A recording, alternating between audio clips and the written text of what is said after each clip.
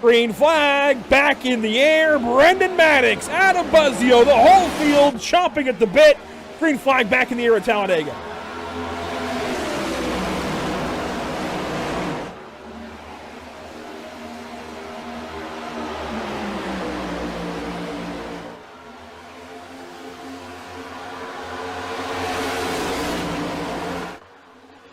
The Lucky Performance Overtime rules reminding you that if we get back around to the white flag, this race is official.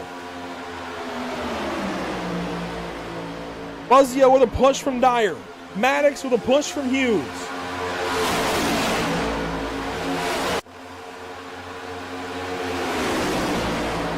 Zach, I think we're going to get there.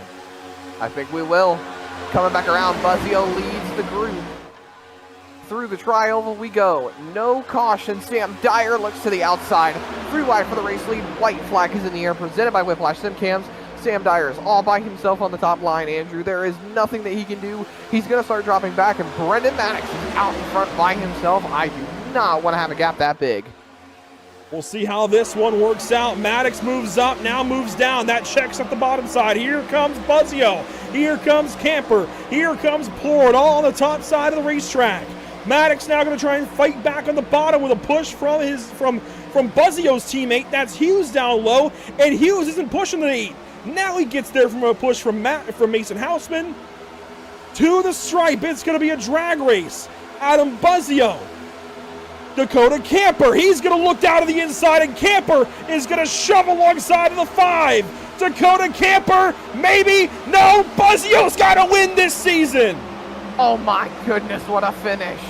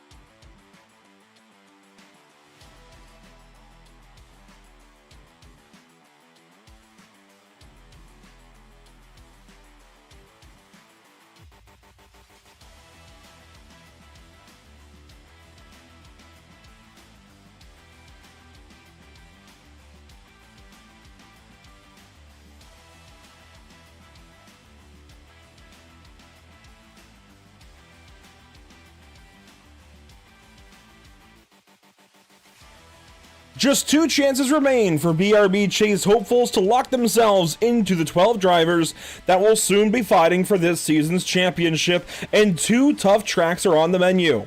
First up, for an appetizer, it's akin to Chili's Triple Dipper. The lady in black, the track too tough to tame. Tires will be hotter than a chicken crisper by the end of stage 1, but who can hang on? Welcome to Pit Stop TV in the virtual Darlington, South Carolina. My name is Andrew Cardinale IV with Zach Murtis alongside, and it's a pleasure to join you for coverage of the BRB Sundance Pro Series. I hit the wrong graphic. I got ahead of myself. Let's hit these ones here real quick.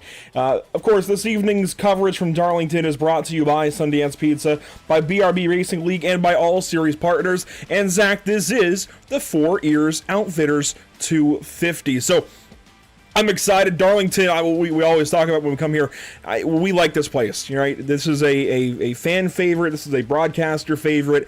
It separates the boys from the men, as they say. I love Darlington Raceway. It's a really cool place to go as a fan, a really cool place to go as a virtual race car driver, a broadcaster, however you want to put it. It's just a really cool racetrack. Yes, I distinctly remember you teaching me what fast pasta meant at our excursion to Darlington one year. Didn't know that was Anthony Alfredo. Know it now, but Darlington is a half shy of a true oval. It's a little bit thinner in 3 and 4, wider in 1 and 2. You barely have a lane and a half to work with here at Darlington. It was dubbed the original super speedway when initially built. One of NASCAR's oldest tracks, and definitely one of the more historic ones to win at. I know a lot of drivers love to win at Darlington. I know it's a like you said, it's a fan favorite, it's a driver favorite, it's a broadcaster favorite. I love the complexity of this racetrack because this is truly a driver's track. You need to learn how to pass, and if you want to learn how to pass, come to Darlington, because you will find it the most difficult racetrack to pass on the schedule. And we're going from this track to a super speedway next week. So if you really want to learn how to pass, do it here, because going into next week, it's going to be a lot more difficult too. I'm excited for this one for sure. Again, this is just a really cool place to race, and we could talk all night about it, I think, and we will be here in just a moment. But let's go ahead and get into our drivers we'll be speaking with this evening. And first up, well, I guess we should go to points first, because this driver is actually not on this points graphic. The first driver we have this evening, a couple of his teammates are, but this is where things stand after Kentucky last week. Another win for Zach Hall. It now puts him, as I said at the end of the broadcast last week, Zach, it puts him above the cut line currently. We will come back to this. We will revisit this. Don't worry, we're coming back to the points graphic, but this is just kind of where things lie. We'll be talking to a couple of drivers who are on either side of that cut line here shortly, but first, a driver who's not in this picture. He's got a lot going on tonight, though, a lot riding on this race for him, and a very special paint scheme for one Dan Stoccaro, and we can bring in driver number 62, who had a tumultuous run in his last start, most recently in the BRB Pro Series, rather. That was at Las Vegas. You only lasted 4 laps out there, Dan, but tonight you've got a different goal in mind, racing with a purpose. Yeah, hey guys. Funny enough, I saw Jeff Gordon diecast in my case, and I thought it'd be really cool to run it tonight. So this one is actually for my brother. He's been in and out of the hospital. He was born with spina bifida, and he's been having some issues lately. So I thought this would be kind of a cool night to honor him and race for him. And Dan, oh, sorry, Andrew. I was gonna say, if I may jump in really quick, and then I'll let you get your question in, Zach. We have worked with Luke's Playhouse the last couple of years to broadcast their event in July. Maybe it's something for you to look into running here, Dan, because Luke Rainwater has spina bifida, and his brother Noah Rainwater puts on that event to kind of raise awareness for spina bifida, what it is, and to also raise awareness for their playhouse they're starting to work on in Lincoln, North Carolina, trying to provide kind of physical therapy options for especially children, but I think also adults who have spina bifida to help them with that disease. I don't know if you've heard of Luke's Playhouse at all in North Carolina. I know, we're a nationwide league here and everything, but I think maybe we can try to get you into to those races if they come up again later this year. I'll let you go, Zach. That was a recollection moment that happened in my brain. I just wanted to interject really quick. No, you and I had the same recollection moment, to be perfectly honest. So, props to you for bringing it up. But, you know, Dan, as we roll into tonight, obviously you're racing with a cause. What about your season as a whole? Let's talk about that for a moment. You have had a bit of a tumultuous season. You've had some moments where you've gotten up there, shown some speed at the front. You've spent a little bit of time in the midfield. Do you think as you roll into tonight with this track being so difficult, are you just going to try to ride it out a little bit, maybe try to push the envelope a little bit, or see if you can get up there, maybe try to get some points tonight? Obviously, yeah, points would be great. But yeah, I think tonight's a ride it out. Let's not hit the wall. Let's not get caught up in somebody else's mess. I think that's just the ultimate goal. Just get to that checkered flag without damage. I will say I'm really looking forward to next week. I think that'll be a track I can maybe shine a little bit more at, but we'll see. And one more thought from you here, Dan, before we let you go for the evening. You guys over at Synergy Racing Group, you and Cole brought in Kyle Klenk this season. Have you learned anything, you know, in a general sense, how to approach these races maybe differently, or just, I guess, what to do from Kyle this season? Oh, absolutely. He's been a tremendous teammate. He's really helped with pit stop strategies, and you know, he's really helped Cole and I kind of hone in on how to maybe approach some of the turns and corners, and where he's struggling, where we're struggling. So he's been an awesome addition to our team. It kind of brings us all full circle. Well, you're making your 23rd start of your BRB Series career this evening. Congratulations on making it this far, and hopefully we're talking to you very, very soon. Thanks, guys. Dan Stockero with a bit of a story there this evening in car number 62. And I'm very lucky, I think, Zach, and I think we as a collective are very lucky to have worked with the Rainwaters the last couple of years for the Luke's Playhouse 200 to be a part of that event, and certainly we look forward to doing it again very, very soon, hopefully, and many more times to come. But that story of Dan's brother, I believe I saw the name on the back of the car was Bobby. That brought all of that right back to the forefront. And maybe we can, you know, help them connect possibly. But I do want to go on down to the next order of business this evening, and that is actually going to be talking about this car. And we've talked about this a few times, Zach. I promise there's a segue, because when we go back to the previous seasons of this series, go back to season 2 actually, when we jumped in with the BRB Cup Series at the time, now the BRB Sundance Pro Series, they were running the Cup car, of course, the NASCAR Next Gen vehicle, the Gen 7 car. Now they run the ARCA car, some 3-4 seasons later, whatever you want to call it. And one driver who has always been between the two different cars, always been in the cut line conversation, is Evan Patinko. That's who we're talking to next. I wonder, and I think we can both kind of ask him kind of different but similar questions on this, if the car is helping him this season, because he's been above the cut line going into last week at Kentucky. Now he's a little bit below the cut line, Zach, but he's still very much in the conversation. And we can bring in our teammate, even, Evan Patinko, who is actually in the pit lane currently. Let's bring in driver number 81, who's got a special throwback paint scheme on that Ford Mustang. And Evan, going into last week at Kentucky, you were just above the cut line. Now you're just below the cut line. We just spoke briefly about the difference in car going into this season. Has that helped you to be around the cut line a little bit sooner to position yourself maybe to make the chase here in season 5? I'm not so sure that it's the car. I think the set of tracks this season fit me a little bit better. You know, I've learned the car. Josh has been a huge help with kind of orchestrating how I run my races. But it's not the ARCA car versus the next gen car. I think I've been a little bit more focused this season. Talking about that focus going into this season, you've, in a sense, made a bit of a turnaround, realistically. I was actually comparing your stats last week to today, or last week. I was comparing them last week, your stats from last season to today. You have doubled your top 10s that you've had in the BRB Pro Series from last season to now. Do you think, you know, as you mentioned to Andrew, that having these teammates that are elevating your performance are really starting to sink in with you and cultivate that performance that you know you can have on the racetrack? Yeah, like I said, Josh has been a big help. Even Anthony, now that we have him on the team, he's helped over the last week or two. And that's not a shot at the other guys I was driving with because I love those guys. They're my friends. I love racing with them. But the big thing is finishing races, which I'm doing this year for the most part. Last week was an outlier that we can't have happen again. But overall, I'm just running a little bit better. I think the tracks have helped, and I'm just excited to get this one going tonight. And of course, a brand new paint scheme on this number 81. I know for you, being an Ohio native, Menards is a way of life for you guys. How cool is it to bring a Menards paint scheme to life? I know you're a Paul Menard fan as well, so how cool is it to bring that into the sim this evening for what is Throwback Week here in BRB? Yeah, I ran one last year.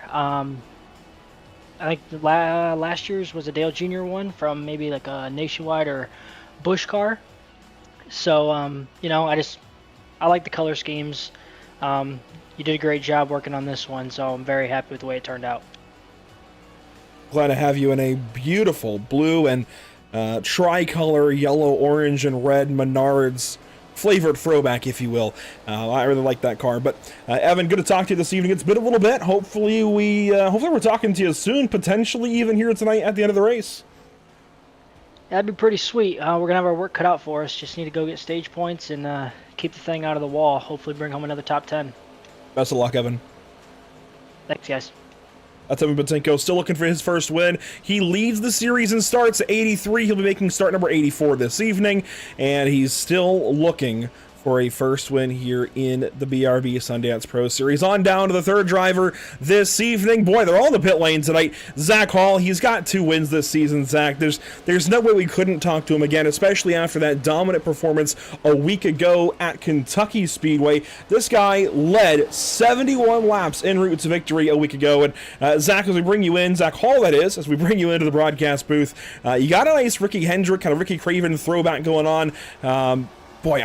It does look good, that's for sure, but I got to go back to Kentucky last week. What clicked for you? Man, it just seemed to be one of those tracks where I feel like, 3 and 4 being a little bit flatter, it allows you kind of to space out a little bit, and I just felt like I was able to pass really well last week. So I felt like I was critical because the dirty air was so tough in 1 and 2, where we saw coming down the end with the Battle of Johnny. I slipped up one time, allowed him to get some clean air on the bottom, and he had a shot, but as soon as I was able to kind of stabilize, it's kind of tough to make that work. So I know tonight and last week we're going to be kind of similar, so hopefully something similar can play out for tonight.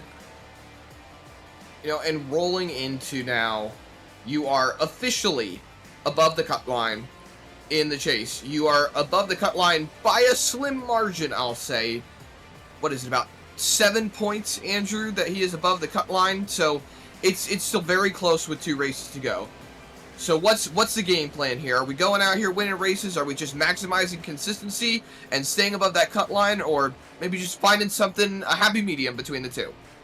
I think tonight's really important. If I can go out here and get some really good points, it'll be really important to, set me up for the following week at Atlanta, because anything can happen there. I think tonight it's going to come down to me being consistent and just being the driver I've been so far, I think, this season. And of course, as far as a team perspective, it's kind of just you in regards to the chase. I think even Sam and Robert's pretty close, actually. So that's actually a good segue. Robert's decently close. He's not too far behind the cut line. He's kind of been right around it all season long. So as a teammate, what can you do to help him maybe get a little bit closer, if not above it, in these next 2 weeks?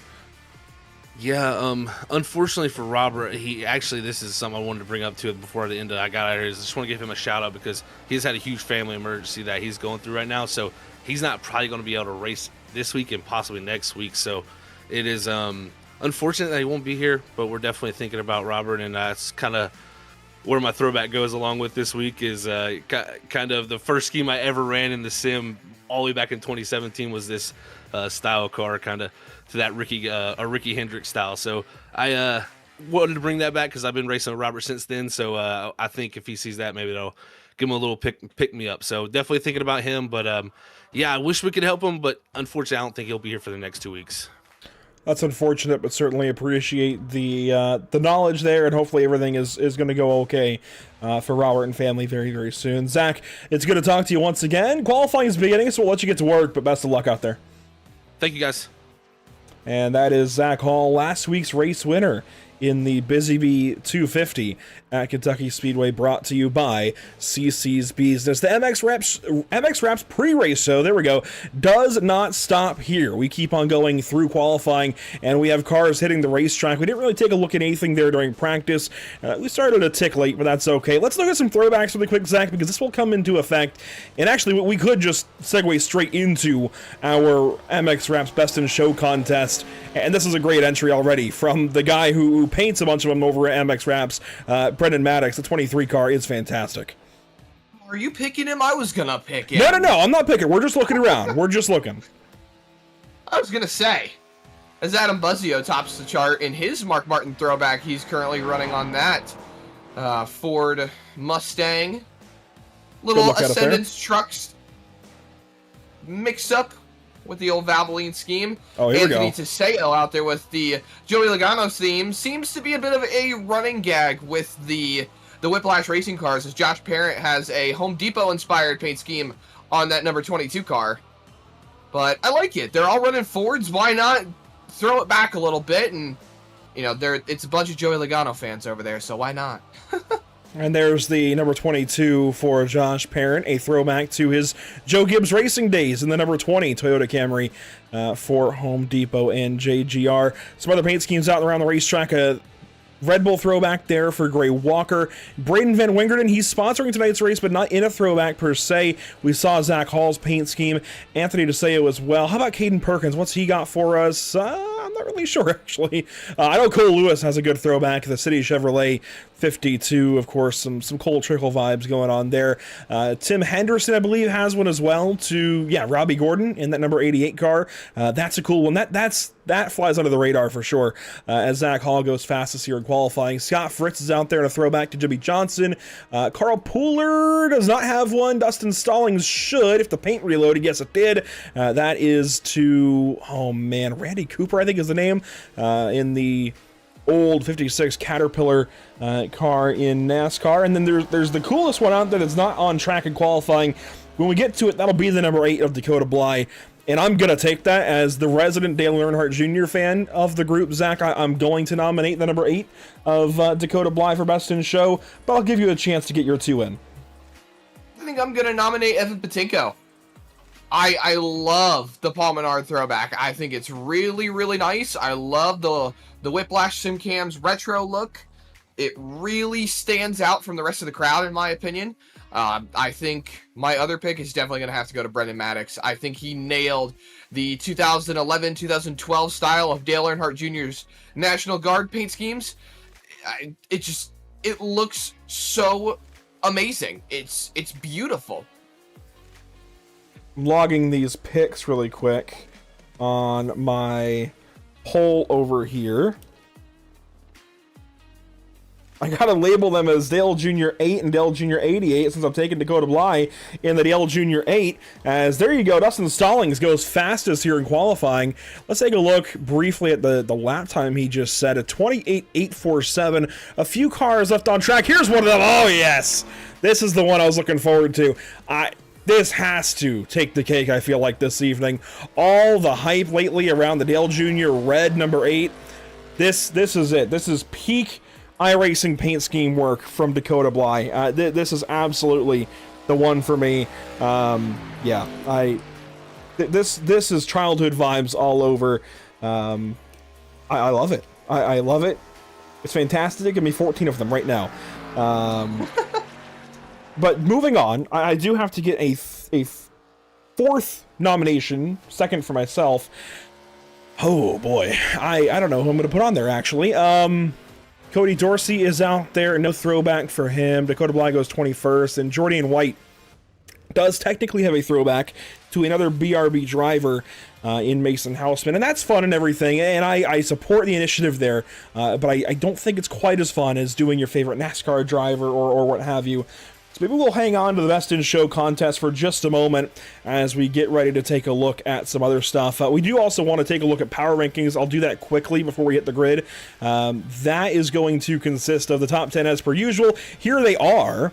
Stephen Borbell on top. He's not here tonight. He's out in Florida, actually. I think on kind of a pseudo vacation with the wife. But Adam Buzzio, the top of the drivers that are here this evening, he checks in second on that list. Scott Fritz third. Zach Hall jumped up a good bit. Kyle Clank still in fifth. Brendan Maddox jumped up to sixth. Josh Parent dropped down a little bit. He had a rough go of things at Kentucky. Carl Pooler still in the top 10. Not really sure how, but I think he'll take it. Dustin Stallings and Richard Wolfson complete your top 10 of the power rankings coming into this evening. But Zach, I don't know who to put down for my final pick of Best in Show. I'm going to surprise you. I'm going to type one in here in a second. I think I've got one as we go down through your grid. But let's go ahead and take a look then at the ATVO starting grid this evening at Darlington Raceway. Dustin Stallings on pole. That's the same as last week and the same as a lot of weeks. He's always quick here on the 00. He'll start from position number 1 alongside Jourdain White. Starting from third this evening, Zach Hall. He won last week in Kentucky. Wants to do it all over again. Adam Buzzio will start from fourth. Back in fifth, it's Brendan Maddox in the 23 car. Braden Van Wingerden to his outside, making a rare appearance. Gray Walker and Johnny Wood Jr. there in row number 4. And finally in row 5, Coulter Clark and Carl Pooler. Rolling on down through the running order, Scott Fritz and Joshua Parent will start 11th and 12th on the night, and rolling off right behind them in the 13th and 14th position. Row number 7, you'll find Tim Henderson and Kyle Clank. Rolling off 15th behind those two in row number 8, you'll find Richard Wolsifer, the birthday boy. Richard Wolsifer, a very, very happy birthday to the driver, the number 56. And Anthony Tiseo will roll off to his outside in the 16th spot. Right behind him, though, in row number 9, you'll find Caden Perkins and Evan Patinko. One of the chase drivers. Need to watch out for Evan Patinko tonight. He is looking for a good points night. And right behind him, in row number 10, rolling off 19th, you'll find William Maple Jr. and Cole Lewis in the 52 to his outside. Back in 21st, Dakota Bly and that Dale Jr. number 88 alongside Dan Stoccaro. That will be my other nomination for Best in Show this evening. I'll talk more about it later on. Starting 23rd, Sam Dyer. 24th, Cody Dorsey. And back of the field, how about Jason Bottoms from 25th position. We're about to get racing here quickly. Whiplash SimCam's race details, 175 laps, 238 miles this evening. Thanks for joining us here at Pit Stop TV. The Four Ears Outfitters 250 about to begin. You can see all the race details there, bottom right of your screen. But into the restart zone to kick off this race here at Darlington, we are green from the Lady in Black.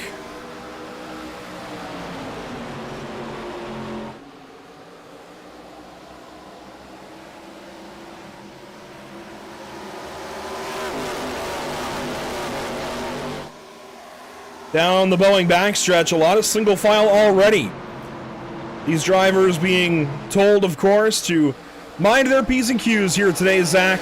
Darlington Raceway can easily reach out and grab you. I do want to, right off the bat, take a look at weather conditions brought to you by MX Wraps. 78.3 in the sim, 89 on track, clear skies. It's a little warm, but nothing too crazy, nothing these guys can't handle. Darlington always proves to be an interesting track, to say the least. You see everyone getting single file. The first side-by-side battle is Wolsifer and Henderson right behind Joshua Parent. That's for the 13th position. And things are just trying to get squared away, I'll say, in these first opening laps. Single file racing is just about all you're going to see here at Darlington, because that's where the line is a single line, as drivers rip a double apex through 1 and 2. Little bit of contact right there. You blink and you just miss it. Coulter Clark, who is in need of a good night, gets into Johnny Wood Jr. Carl Pooler's in the mix. There's Scott Fritz, Josh Parent's rolling into it. They're all trying to vie for some stage points. Josh Parent trying to go forward. He's up to 12th, make it 11th here down the front stretch. He follows Scott Fritz here into turn number 1, has passed now the 75 of Johnny Wood Jr. for that 11th spot. Up ahead, Dustin Stallings immediately to the race lead here this evening. Zach Hall second, Jourdain White third, the Jamaican sensation, throwing back to his team owner, new team owner in Mason Houseman. And boy, the 83, I don't know how much experience he's got here at Darlington. I can't imagine much. but he is getting thrown to the wolves here. Third place at Darlington, started second rather. That is hair-raising. That is anxiety-inducing off into turn number 1. That is a tall order to be able to manage that car in cold tires into turn 1 in front of the entire field. Don't forget, he's fighting to get back into the chase after Zach Hall's win last week. That knocks Jourdain out. He's 7 points out. The guy who's in front of him, well, he's also in front of him on the racetrack by 1 position, and should stage points fall the way they do now, he would gain another point on that 83 car, put him 8 out, put Evan Patinko 9 out. Well, actually, that would put Evan Patinko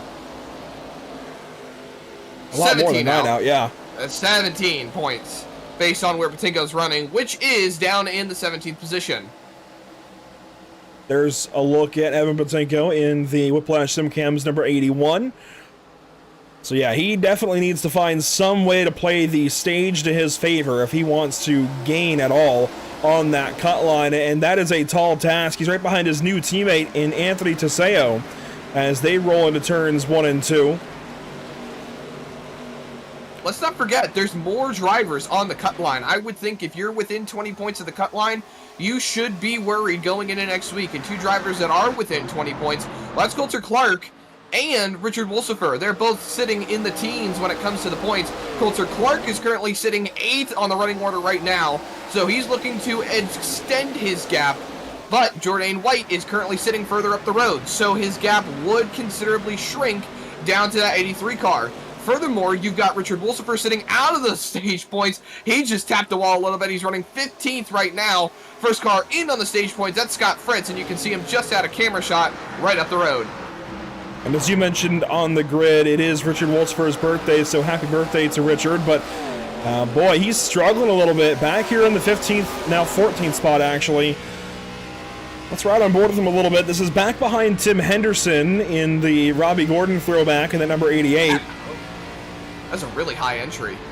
It was. You want to try and enter low into turn 1, wash right up to the wall, carry the wall through the center of 1 and 2, arc back down at the exit of 2, and get a run down the straightaway. Then you want to kind of, well, there's a few options, I guess, down in 3 and 4. You can go higher. I typically pedal the car down right along that dotted, or I guess dashed white line. There's a few ways you can take that corner. As back down here in 1 and 2, that was a lot smoother in. Holds it against the wall, now arcs back down. That was a much better time around 1 and 2 for Richard Wolsifer. Yeah, you can still see just how much he's pushing tight in these corners, though. He didn't let off a heck of a lot going through 1 and 2. Usually the best way is to, like you said, roll it up to the wall, but it's really feather the throttle, play with it, and try to get it in a good standpoint, as we've got to look into turn number 1.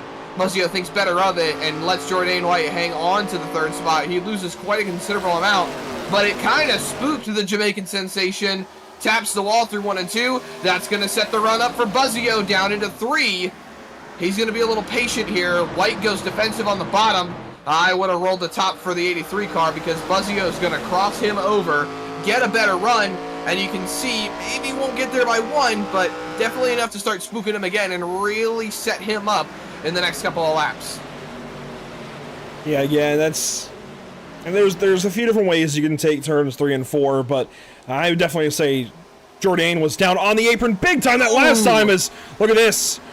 Something Josh Parent. Well, Josh is into the top 10. Pooler's headed backwards. Fritz is caught in the middle. Now Fritz puts Pooler in the wall. That holds up Henderson. Look at Wolsifer run by. Yeah, Pooler was sitting in the 9th position, and Fritz was 10th, Parent 9th. Fritz holds spots, and Pooler and Parent pretty much changed hands, as Clank is now side by side with the 71 car. This is going to be tight. Clank did the good option there and let Carl go off of turn number 2. Best not to get jacked up off of 2, as we got 1 car in the wall right behind him. That's Caden Perkins. Boy, these guys are really racing. Henderson and Clank side by side there for 4. They make contact. I want to go back, though, and see what happened to start all of that with Carl Pooler, because there was a lot that went on very, very quickly. So let's see. Right here, he's single file behind Coulter Clark, ahead of Scott Fritz. So it's just a little bit back. A little bit of wash off the 54 going into 1. Everything kind of evens out here. check up there into 3. This is the lap prior. I might have got a little too far back. That's okay. Got a little happy on the replay button, I suppose. And there you go. So Scott Fritz gets to his inside down here in 1 and 2. And this sets the whole thing up. Because that gets him side by side into the quarter. Parent goes low. 3 wide through 1 and 2. Wow. That is one heck of a move by Josh Parent to take the spot away.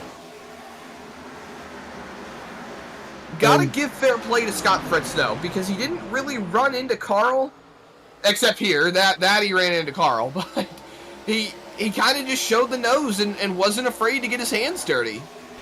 I don't know that I would have forced it the way he did into turn 1 this early in the race, but is what it is. And then this moment down here in 3 and 4, Pooler gets in deep, Fritz got in deeper, and they both make contact. We just had an incident now for Tim Henderson. Here's a look at it. This is a replay. Right behind Carl Pooler, alongside Kyle Klenk, Carl Pooler, and with Evan Patinko. And wow, Patinko, mega miss worthy? I think so. No yellow flags either as Henderson spins below the yellow line. Now, iRacing.com officials usually deem it if the track is clear, the race will stay green, and they were deemed to be off the racing surface as Evan Patinko, he didn't even make contact with him. That is one heck of a miss. Plank got it back under control, and yeah, that was definitely a moment. Henderson has gone all the way back to 23rd spot of 25 cars. But back for Evan Patinko. Here's that Murtis mega miss for driver 81, right on his nose. Wow. Got away unscathed. Gotta love it. Love to see it. For No drivers change. needing the points. No change for the race lead. Zach, we've been told these guys can go about 40 laps on fuel. I wonder if this has a green flag look to it, as the last couple of weeks have. Do we see a few drivers pit a little bit early and maybe try to take 2 and try to play the stage? Yes, it makes their life difficult the rest of the way, but do we see a couple of stragglers who really need the stage points give it a shot tonight? Here's what I'm thinking, Andrew. Short pit around lap number 30, okay? Gives you enough time to have had some laps on the tires, but also gives you enough time that if you don't want to take tires, gives you a chance to really cool them down. Because you're going to roll through pit road, you're going to slow down, you're going to cool those tires down, you're going to sit in the box. Gives you a chance to reset, refocus. We right on board with Josh Parent trying to chase down Coulter Clark, but I like the idea of not taking tires through the first stage, especially with these guys only getting 4 sets of tires. Josh Parent working here on the 54 of Coulter Clark. Gray Walker just up the road. Oh, Coulter really got the wall there. Big hit for the 54 car, so Josh takes it low. Scott Fritz will try and follow, but Coulter Clark is not done. He fights back on the outside, making the life of the 22 car a little bit harder. Oh, contact there off of turn 4. Parent slides back. And that'll be back to 10th place with 22 as Fritz gets on through for 9th. And Clark hangs on. I mean, you can really make somebody's life very, very difficult very, very quickly here at Darlington just by not giving a spot up. As here we go, side by side now for White and Buzzio once again. Buzzio deep on entry, not deep enough. White has the advantage through the center of the corner, gets the wall, and now Buzzio has advantage off. And yes, Buzzio will make the pass. Jourdain tapping the wall through 3 and 4 really costs him as he goes a little defensive on Brendan Maddox behind. Not close enough to really make a difference as Buzzio tags the wall ever so slightly. Doesn't get the rotation that he really needs through 2. They mostly stay equal distance away from each other going into 3. White throws it in. Misses it off the wall this time, but Buzzio's just got such good rotation at the moment. Able to drive away on exit. Now that puts the 83 car into the clutches of Brendan Maddox, and as we get about halfway through the stage, Andrew, if you're Jourdain White and you see Zach Hall slipping away, that's really not good for your chase hopes. It's not. It definitely is not, and it's something to keep in mind for White as this race goes on, but you can only control what you can. I do. It's back. Let's see if YouTube plays nice. It does. Okay. Connection hiccup there. Well, I want to show the other 2 cars in Best in the Show. Those are going to be the 23 of Brendan Maddox, who is running 5th. He's working here on 4th place, though, with Jordan White, and the number 81 as well, Evan Patinko, who runs back here in 13th, has just gotten past Carl Pooler. So, connection issues aside there for a brief moment, we are back, it seems, and continuing on here in stage number 1, battle sparking for second. Yeah, Buzzio just goes right on by. Hall gave it to him. Played it safe there, yeah. Buzzio seems to be moving right now. That 5 car is on rails, and Adam has been in position to win races the last 2 weeks. I think he's finally starting to show that he's itching for one. He had a chance at Vegas. Obviously, the contact between Borbell and Parent happened. Didn't allow him to make it there and get in touch with Stephen Borbell in time to take the lead away. In contention at Kentucky is we've got pit stops underway. Caden Perkins has been here for 3 laps. You see Tim Henderson hit the pit lane. He's got some damage, but I want to see if we can find what happened to Perkins. Well, the car was okay there, so I'm going to actually go forward in the replay here. Oh boy, it's okay, this is down pit lane. What the heck is going on here? Let's go back one more time. Let's watch from driver's side POV. Just started turning right and then just started turning left. I mean, what's going on here? I was gonna say a wheel disconnect, but I don't know. That just strikes me as insane. Well, the other driver we saw in the pit lane would be Tim Henderson. He has hit the racetrack once again.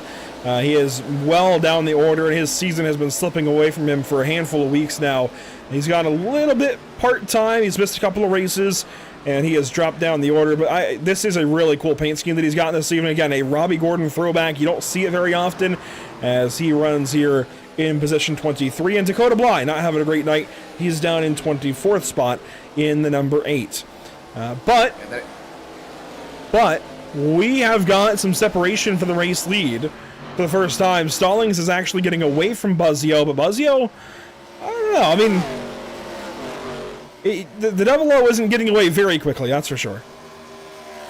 That he is not. Still within a second to Adam Buzzio, and we're starting to see a little bit more take into effect, not just amongst the leaders as we ride on board with Buzzio trying to close that distance ever so slightly.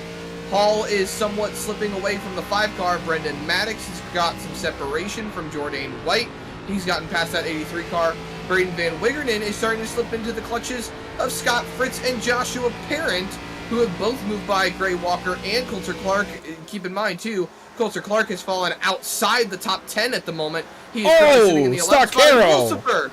Or that is Sakaro, excuse me. Dan just knocked the wall down there in turn 2. He is slow here into 3, but it seems like he's continuing on okay. Oh my gosh, he hit the wall really, really hard there, right alongside Coulter Clark. And yes, Coulter has dropped out of the top 10. He is now down in the 11th spot, so would gain no stage points here, and that is crucial for his season. He needs to gain some. Jordan and Zach are going to close in. Carl Pooler is also, I'd say, in danger at this point in the season. If Jordan and Zach Hall are getting points and Carl's not, that's going to tighten things up for Carl. And, man, the only way it could get really any more difficult for the guys that are above the cut line and below the stage points right now would be if Patinko was earning stage points, but Patinko is down at 13th. It doesn't look like he'll be doing so here this evening. This is not at all how I expected this race to go, Zach. Neither did I.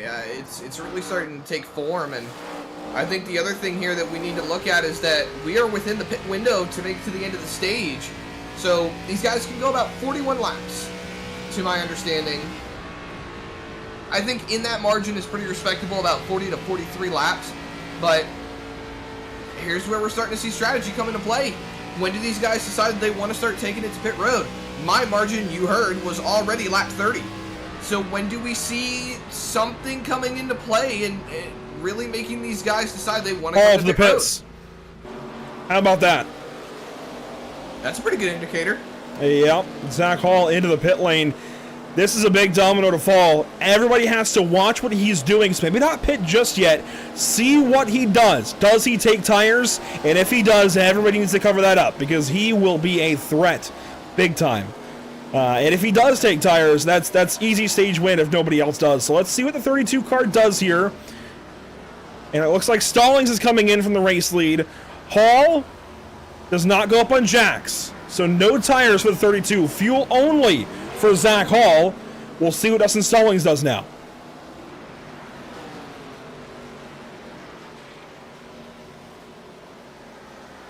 That is big. Big, big, big. Keep an eye on.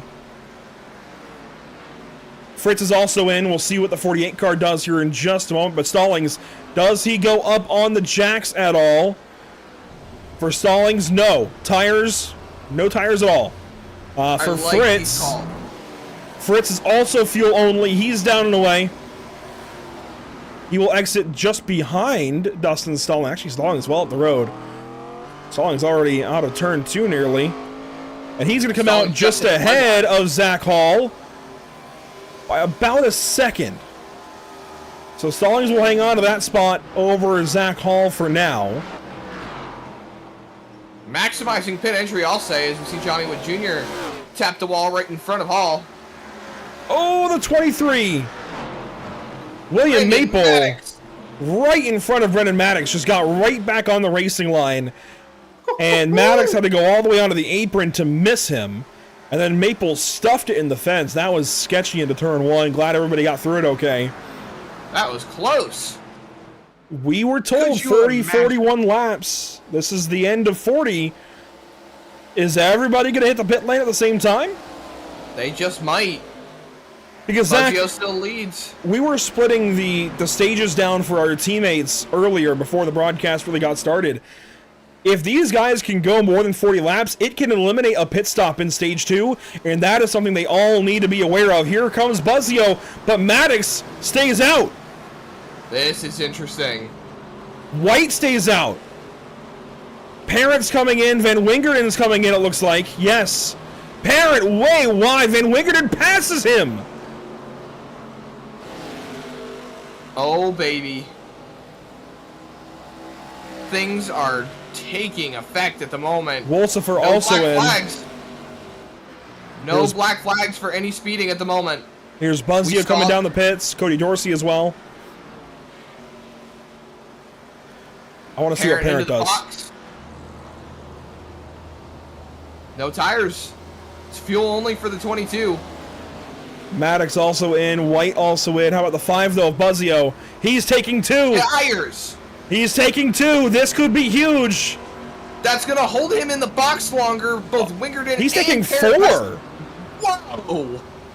So he's taking these 4 now, so he doesn't have to at the stage. That's curious. Flipping the stage could be interesting, putting 7 laps on the tires. I don't know if I like that call. Let's see what Maddox and White do. Maddox, no tires. Jordan White, no tires. Down and away, fuel only for those two, and it's less fuel for these guys because they went deeper in the stage, but they will still exit behind Dustin Stallings. Nobody, I think, is beating that 00 back to the stripe for stage number 1. I just can't understand where I will say Walker, Buzzio's head was. Walker, Clark, Teseo, they've each gone longer. Puller as well. This is important for stage 2. These drivers, if they keep this fuel mileage up, they can easily cut a pit stop in stage 2. Everyone needs to be aware of that. Fuel only for Walker. Clark as well. That should be the same across the board.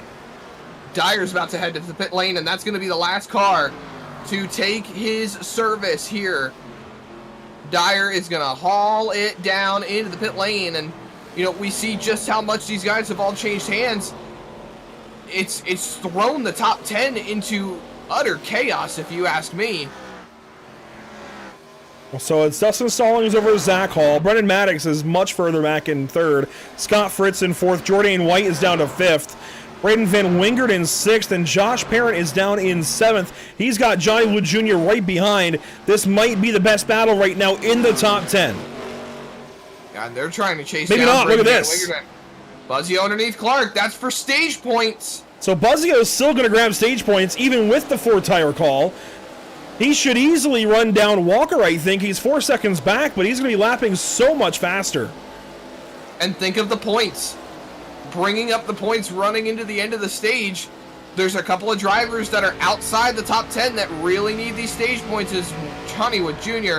got some really good rotation through turn 1, but look at Parent's exit here. Pulls away on Johnny. Coulter was one of those drivers who needed at least a stage point to just help his tally here, trying to make the chase, and he will no longer get stage points, it looks like, as Buzzio has sailed on by. Battle, though, here. This is for 7th.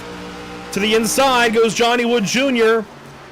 Josh Parent not relenting. The 22 stays on the outside. This is going to back them both up to Gray Walker, and if Buzzio can run Walker down, and Walker's right behind them, Buzzio could try to pass all of these guys. I don't know. Buzzio, his steam has definitely run out. He's still 4 seconds back. I don't think he's going to get there. He might even be saving his tires at this point. I think taking tires with 7 laps to go in the stage, 8 laps to go really, is going to be big for him on saving tires. Wait, did I just say that twice? No, he's got to save tires because these guys are going to take tires at the end of the stage, and it's really going to come back to bite him, in my opinion. I don't know if that was the right call. Time will tell. Here's on board with Gray Walker as he chases down Johnny Wood Jr. A bunch of old tires throughout the top 10. Boy, these stages this season have been very, very interesting. They have definitely changed up the game as Johnny Wood Jr. has a run here on Josh Parent. He stays behind the 22 into turn number 1. I think he's just trying to put pressure on Josh and see if Josh will make a mistake or not. But that was 2 to go in the stage. Battle for 3rd. Scott Fritz to the inside of Brendan Maddox. Brendan lets off. Jordan White tries to go to the inside. In the wall goes the 23. And we've got 1 lap to go in stage 1. Stallings is clear, out, and away. Carl Pooler right in front of him trying to stay in front of that 00. Potentially hold himself on the lead lap. He is the last car on the lead lap. There's Zach Hall running 2nd. Scott Fritz has made it for 3rd. Jordan White has gotten by Brendan Maddox for 5th. Johnny Wood Jr. has gotten by the 22. Gray Walker now into the mix. In that stage right there. Caution is out for stage number 1 in the Fort Years Outfitters 250. Some chaos off the corner. Van Wingerden and others slow. Van Wingerden and Maddox were slow off the corner. Someone just said they think he's out of... Oh, he's out of gas!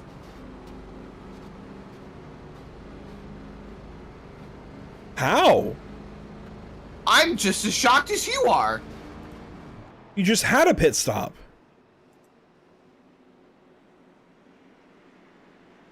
This is holding up the rest of the field. I think these guys need to go. And Maddox is going to get turned on the back stretch. Yeah, give the spot up. You just got to give the spot up. Your call didn't work.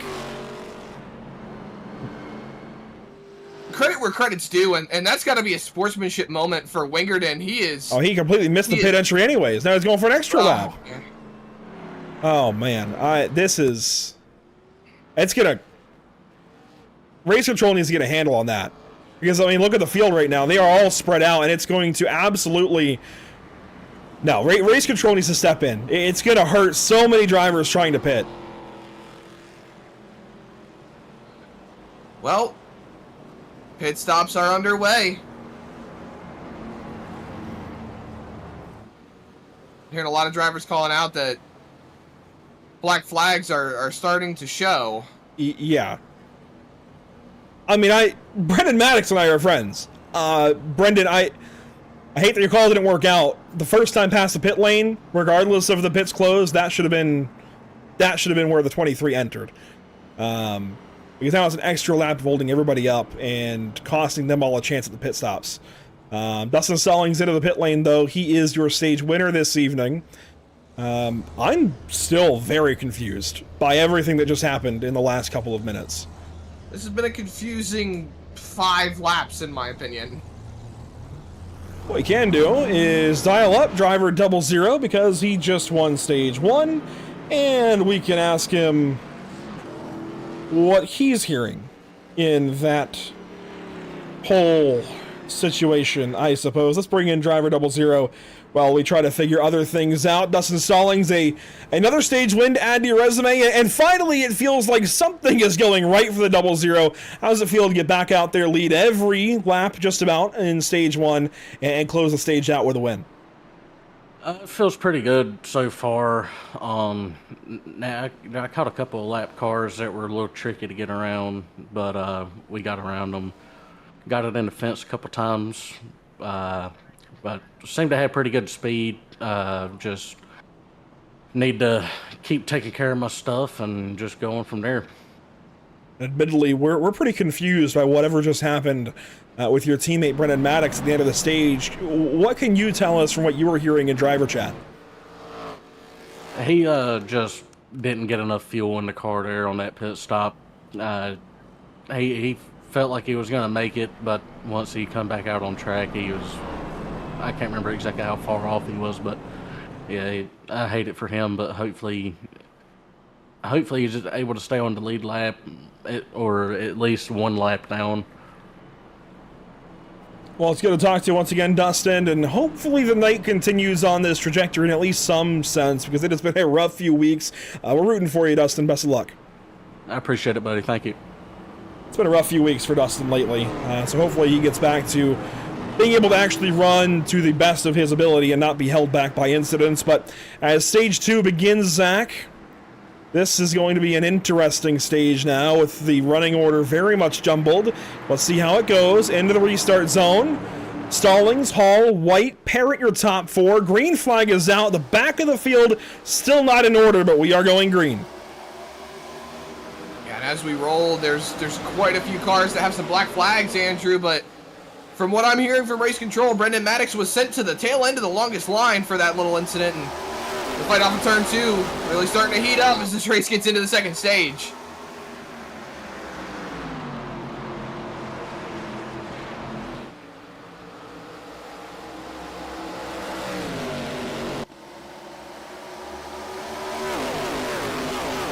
One lap complete from the restart. Stallings over Hall as they dive back into 1 and 2. Look at Parrott. He's up to 3rd. Fritz into 4th. Johnny Wood Jr. 5th over Jordan White. And now we get to see what Buzzio can do as he's got those slightly older tires. He's going to go left to the inside here of White. He got into the back bumper of Johnny Wood Jr. It stacked him up.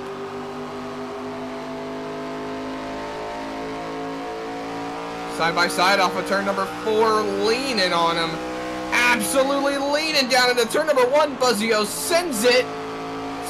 Still leaning on each other through 1 and 2. This is going to be tight. And rolling off the corner, White still has it. Wow, that was really good stuff out of the 83 car.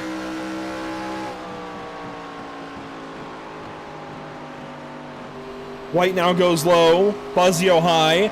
This is 6th and 7th as the top 5 are all under a blanket here down the front stretch. Look at them off into turn 1. Stallings, Hall, and everybody else in a train through turns 1 and 2 here.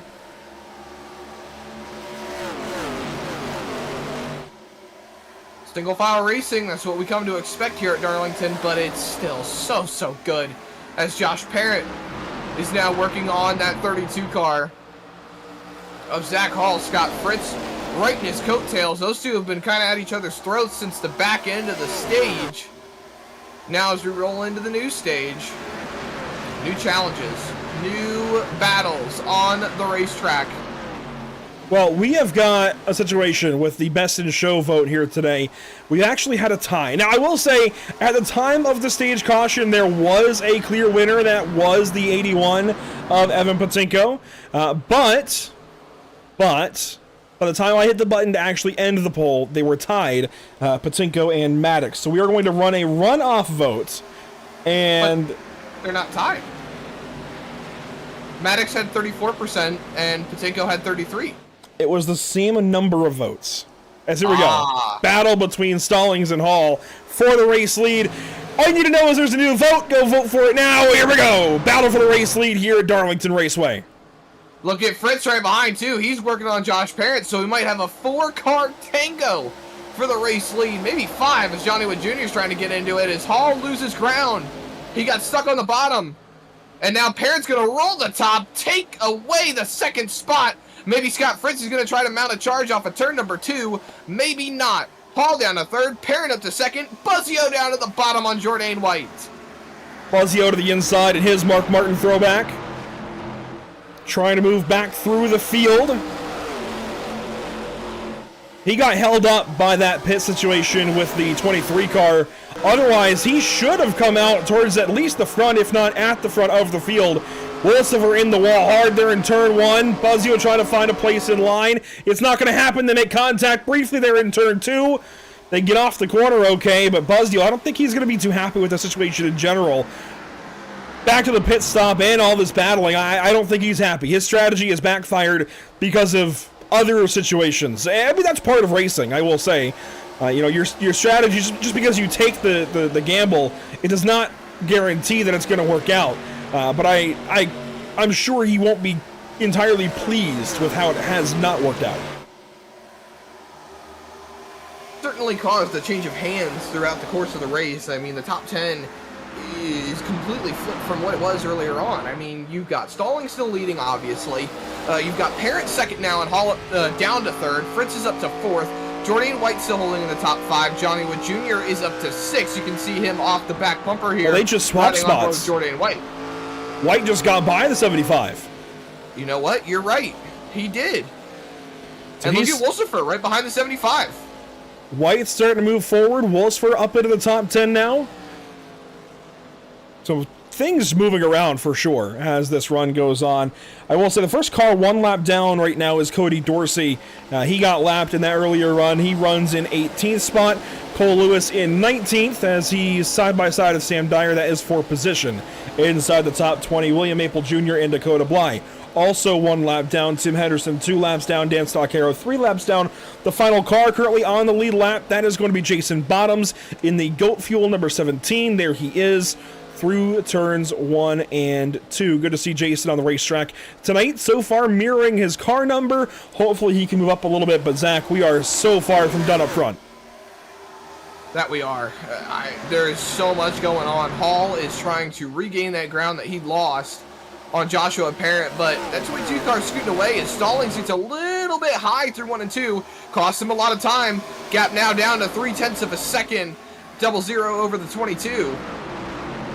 And it's just been the Dustin Stallings show out in front all race long. We have really not seen any battles for the race lead. Really haven't seen any lead changes, to be perfectly honest. They started side by side, got single file, and that's all she wrote. Now Parent's the closest anyone's ever been, 0.2 of a second right behind that 0-0, with Hall 0.3 of a second behind that 22. Here's the battle for third, though. Jourdain White down to the inside of Scott Fritz. Really dips down to the bottom. He's got the rotation, but not the corner exit speed. The 48's going to have the advantage. This for 4th place, and it's going to bring in Johnny Wood Jr., who gives Jourdain a heck of a shove off in turn 1. Keeps them side by side. Doorbang! Right in the wall hard! He just absolutely slammed the 48 on the fence. Absolute mistake there, and no caution. Oh, that's not going to work. Into the wall again for the 48 car. That was so close. But the damage has been done to the Jamaican sensation. Yeah, he's just got a pit. Oh, man. Big, massive damage for the 83 car. He needs to get off the racetrack. This is going to be a hazard for leaders. They're coming, and coming quick. He just needs to get off the track. So he's out of turn 4. Leaders are down the backstretch into turn 3 here in a moment. Now into turn 3. Jourdain's here in turns 1 and 2. He needs to find a way down before the leaders get there. He's got all the daylight in the world now. He's got it down on the inside of the racetrack. He's still running the racing line. There's Dan Stockaro coming into the mix. Yeah, he is going to pit. White's, finally going to take it down to the pit lane. And it's just unfortunate. He was running so well, and the shot from Johnny didn't exactly help him going down into turn number 1. I feel like he just kind of threw it in there harder than he expected it to, and now pitting under the green flag with no nose and some sort of bent steering on that race car. So he does get out of harm's way. Let's go back and see what happened again between he and Scott Fritz. This is one look into turn one. I mean, he just made a mistake. I mean, he absolutely bodied Scott up the racetrack, but it's a mistake. This is exactly why I said earlier, if I was Scott in the situation that he was in, I would not have gone too wide into the corner. And we even saw Jourdain get the apron into turn 3 earlier, just entering a little too low. It's stuff you learn in your first time at Darlington. You can't expect to make every move right. That is a straight-up rookie mistake out of Jourdain White. And a nomination for Murtis Esports, Murtis Mega Miss.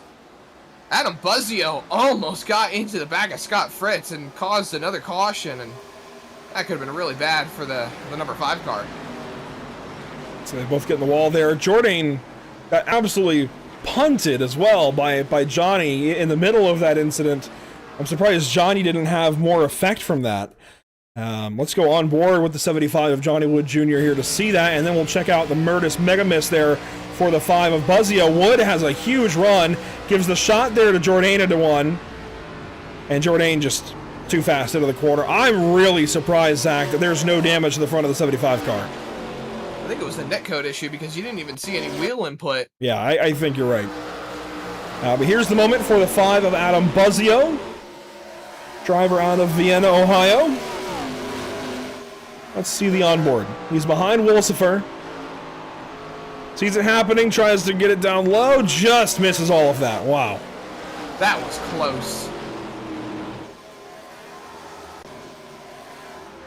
So a lot has changed already. We now have big-time implications with Jourdain White in the pits. I will say I'm pretty surprised that Scott Fritz is still on the racetrack, at least as high up as he is. He's just outside the top 10. He's 12th right now.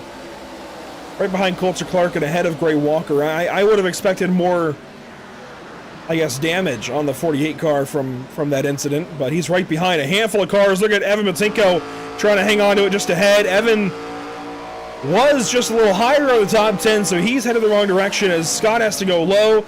Greg has a shot there to his teammate Coulter. Everything happening here in this middle portion of the pack. Gray gets the wall. Oh my gosh.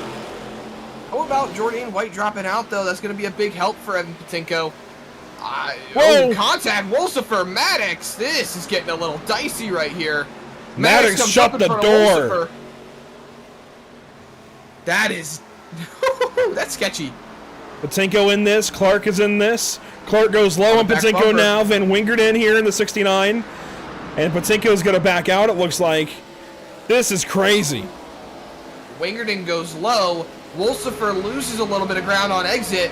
This is on board with Evan Patinko. This is not shaping up to be something you want to be involved in as Wingerden tries to shut the door. Patinko's in the wall. Still in the wall. That's going to let Wingerden get back in there. He's pinching him tight. Contact. Wow. Wingerden spins down to the bottom. And that's going to be caution on the speedway, but I don't know if it's for Wingerden. It's not. Oh, no. Cole Lewis. Sideways on the racetrack. This will be our first caution for cause throughout all that we've seen so far. This is our first actual yellow of the evening. And it's going to go back to an incident with Sam Dyer, it looks like. Maybe even Anthony Teseo. Lewis into turn 1 here. Sam Dyer goes low into turn 1. And just goes up the racetrack. Teseo, wrong place at the wrong time. And Sam Dyer is going to get a piece of that as well. So there's going to be some big damage on that 35 car. His pace car is now catching the field. Look at it Dyer's here. So got a meatball flag. Dyer goes in deep, sweeps up into the 52. That's what causes this initially, but then Anthony does not help.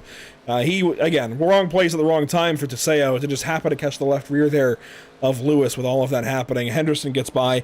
But I want to go back a little bit to all of that with the 56 and everybody around him.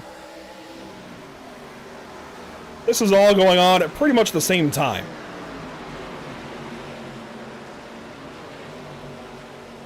And actually, I'm very curious as to how the 23 is able to actually get by. Oh my gosh, so there was the moment we saw with Fritz and Walker and Clark. And then check this out with Brendan Maddox down the front stretch on Richard Wolsifer. Van Wingeren going to give him a shove. That gets him a little bit squirrely. And Brendan just sends it. Richard has to check up. Wham bam, thank you, ma'am. Just gets in there and rolls. And you saw Coulter go low of the 81 of Patinko. This was just incredible racing. Look at all of this.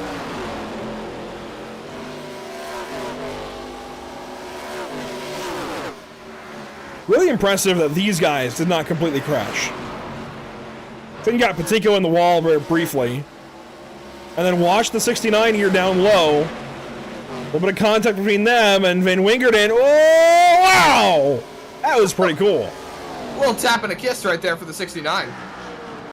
He got away okay, honestly, all things considered. That was not too bad, as we have... Everybody has pit under this yellow, but to kind of varying degrees. As Dustin is headed the wrong direction here. I don't see a black flag for the 00, but I do see a black flag for the 17. Was looking at how pit stops were rolling. Stallings took 4, Parent took 4, Gray Walker inherits the lead.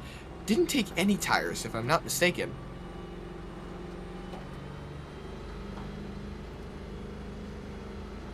Stallings rolls to the back. Yeah, Stallings is down to 12th, and they're doubling up to go green here. I don't know what's happening. Well, it looks like Gray Walker has taken fuel only here. So he's going to save a set of tires. I'm not entirely sure about that call, but he's taken fuel only. Parent has taken 4 in fuel along with everybody else here. Parent will line up on the front row. This kind of throws some strategy out the window. From here, you're looking at 120, and then again about 160. So 2 stops for sure the rest of the way into the restart zone. Green flag is back out here at Darlington Raceway.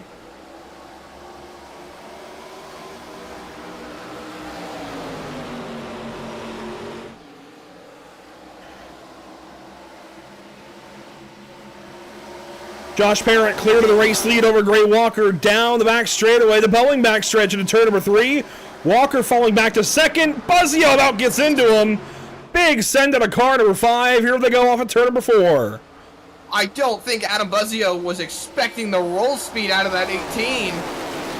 New tires makes a difference, ladies and gentlemen, and it almost turned into a basket case for Gray Walker, Adam Buzzio, and the rest of the field behind.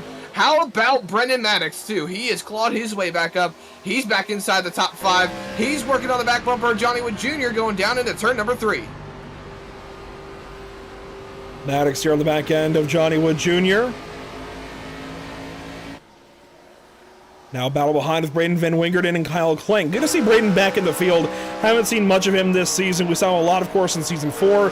He was always a driver that was in contention for wins. Or at least top 10s and such. He was a lot of fun to watch. But this season, taking a part-time role racing over at Spirit Racing. So the team is the same for him. Number is different, sharing it with Mason Houseman and Cameron Gilmore. Haven't seen much of Raiden or Cameron. Hope to see more of them as the chase goes on and gets going here very, very soon. By the way, that runoff vote for Best in Show is still tied, as here we go. Buzzio and Walker, this could be big! Wow, Walker in the wall hard. He pulls it off the wall. Everybody trying to get by. He's monster trucking now. He gets down out of harm's way. Wow. Oh my goodness. Buzzio kept going. And the field keeps rolling. But let's see what happened there between those two off in turns 1 and 2. So 5 is Buzzio. He's down low. Walker up high in the 18. Into turn 1, Buzzio sweeps up a little bit. Walker gets the wall on his own, comes down into Buzzio. And Walker's got a meatball flag. He's got a pit. And he has now hit the pit lane. And you know what this makes me think of, Andrew? What's up? Points. Yeah. This will be large around that cut line once again. So here's the moment into the corner, and then Walker gets the wall right there on his own, pulls it down, into the wall again, overcorrects, and there you see the wheel disconnection. There's not stops much space sending to us correct, data. though. Yeah, there was just not much room. There never is here at Darlington. That's part of it. So he got it down to the pit lane right away. Think about the points. Walker's down and out. Jordan White is down and out. Those are two big contenders on the cut line. White was first one out. Walker was one of the first ones in. That's going to help Zach Hall. That's going to help Evan Patinko, who's running in the 8th spot. No, hang on. Walker was 23 out. Yeah, you're right. Never mind. Walker was 23 out. White was 7 out. What this does do is help Wolsifer, Clark, and Pooler, who all are only around 20 above the cut line. I don't think any of them got stage points. It's going to help their day for sure. Pooler's still in this race. He's actually in 9th. Wolsifer in 7th, and Clark is 11th. So it's helping all of them. It even kind of helps Evan Patinko because it's a little bit less competition, but Patinko certainly needs to still get up and get a better result. He's in 8th right now between Wolsifer and Pooler. He needs each of those drivers to go backwards, if anything. So it does definitely change the picture. It's going to make it easier for anyone already in, though, to stay in as we head towards the wild card at Echo Park Speedway next week. Yeah, I was mixing up Clark and Walker for a moment. Don't know why. I guess I just did, but rolling back in, here comes Johnny Wood Jr. looking down the inside of Adam Buzzio. He's going to fall back in line. And while we have a break in the chaos, I recently learned, one of the Accelerate drivers reached out to me during pre-race, but all of the Accelerate cars, which would be the 18 of Walker, the 54 of Coulter Clark, and then, oh my goodness, third car, slipping. Caden Perkins, thank you. All of them were actually throwbacks to their days running NASCAR championships on Roblox, because that's one of the teams that came over from Roblox. It's kind of the newer style of this generation that you and I are a part of, Andrew, where we have access to these things rather than sitting by ourselves and playing our NASCAR Heat 1999. Oh my goodness, NASCAR Racing 1999. And just having fun by ourselves. Now we get the chance to interact with the community, whether it be through iRacing, Roblox, Xbox, where a lot of us had met, PlayStation, and bringing those aspects in. It's really cool to see. I will refute that statement. I may have played Roblox, but it was back in the day in 2009 when some of these Accelerate drivers were being born, and if they were already born, they were still wearing diapers. So I disagree with that very slightly, but that's okay. It's like generations these days are getting smaller and smaller because everything is changing so much more quickly. But regardless, lap 93 now of 175. We are quickly approaching the final few fuel runs of the day. The 22 car, Josh Parrott, is leading, and earlier today we posted, as we typically do, a Who You Got post as Wolfsburg gets into Van Wingerden. Let's check this out for a moment. Battle here to turn 3. Wolfsburg down low, Van Wingerden up high. They might keep battling. But my point, Zach, is we posted a Who You Got post on Facebook, as we typically do, showcasing, in particular, the 2 top winless drivers of the series so far, those being Buzzio and Clank. They're top 5 in the standings, currently top 5 on the racetrack, but there was somebody just behind there who was top 5 in the standings going into last week in Kentucky and was featured on last week's Who You Got post going into Kentucky, and that was Josh Parrott. And of course, we keep wondering when he might break through and grab a win. Is tonight the night? Hope you knocked on wood, because I just did. I will. I'll go for it. Parrott has been somewhat, he's had a bit of a tumultuous season, and somewhat, you know, I actually I'm being generous here, but I was coming home from work today. I was reflecting on the season as a whole as we near the chase ever more, and I thought of 2 drivers that came to mind: Brendan Maddox and Joshua Parrott. Those 2 have had a bit of a similar season. Maddox was leading the points early on in the season, had a huge run of not being in contention, got involved in wrecks. He kind of had a bit of a flip-flop, if you will say, with Josh's season, because Josh started off with getting involved in a lot of wrecks, and then he started picking it back up. Racked off a couple of top 5s here and there, brought in some consistency, racked off some more top 5s, and then both of them had a bit of a let's just say a breaking point in Kentucky, got speeding penalties. They were both in contention for the win. They both had the ability to go out there and do the race win. In fact, they have also been working together in certain situations. So they've had very similar runs leading up to this point, and I would honestly like to see both of them nab a win soon. Of course, Maddox does have one earlier this season, but Parent is still winless so far in his BRB career, so still looking for that very first W to add to the column. It has not yet happened. We thought it might at Las Vegas back on January 6th, and then there was that punt from behind from Stephen Borbell, who now leads the standings coming into this evening. And Borbell not here tonight, but we expect him back next week at Echo Park Speedway. Side by side here between Wolsifer and Van Wingerden. This is for position number 6 with Patinko just behind. Stallings and Buller behind as well. They make up the top 10.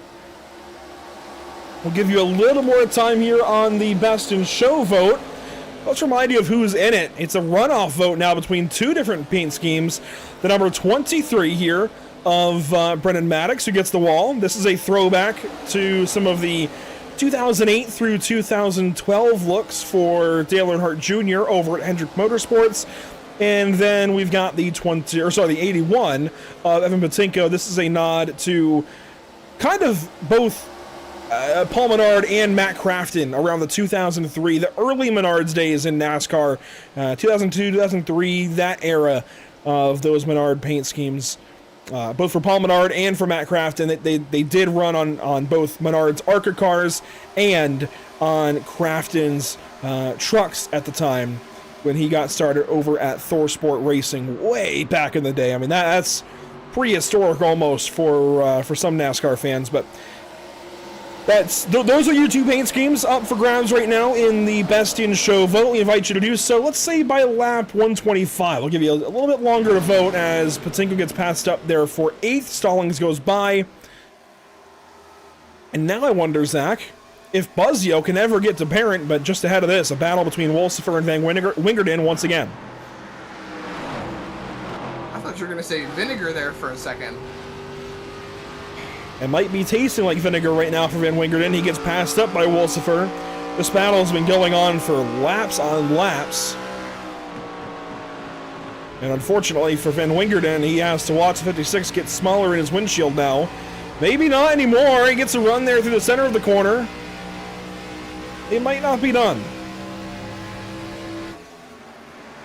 Whoa! Braden got in deep. He's going to turn Wolsifer. Going around in front of Stallings. Unbelievable catch between all of them. Patinko's going to walk out of that. Well, tried to get by them both. Stallings and Wolsifer recover. Patinko dives into turn 1. Wolsifer in the wall. Side by side, Patinko low. It's going to be close. Where does Stallings go? He stays behind the 81. Wolsifer continues to hang on, and credit where credit's due. Evan really stuffed it in there to try and find some racing room, and now he's got Carl Pooler to contend with on the outside line, so Pooler's going to go on by. Patinko ends up still losing out of that. Wingerden hangs on, stays inside the top 10. Wolsifer now side by side with Pooler. They now run side by side. Well, never mind, not side by side anymore. Wolsifer gets clear, but with some contact, Patinko now grabs the wall. Oh my gosh, these guys. I would hate to see the incident report at the end of the night. I would hate to see what would happen if the 56 and the 71 got together, because those two are who Evan is kind of fighting in terms of the chase right now. Carl more than Richard. You can see that right rear damage on that 56 car really starting to take effect, and the heated tires now. I mean, that was a big slide for that 56 of Wolsifer. So he's got to be babying that right rear right now, which is probably why he keeps tapping the wall so much. He's getting tight, trying to hang on to it. I told you these tires would be as hot as some chicken crispers at the top of the show, didn't I? Oh, in the wall again, Wolsifer. Comes down on Pooler, gives him the space. Evan's going to try to make a run on the inside once again. He sends it way hard this time, gets clear of the 56.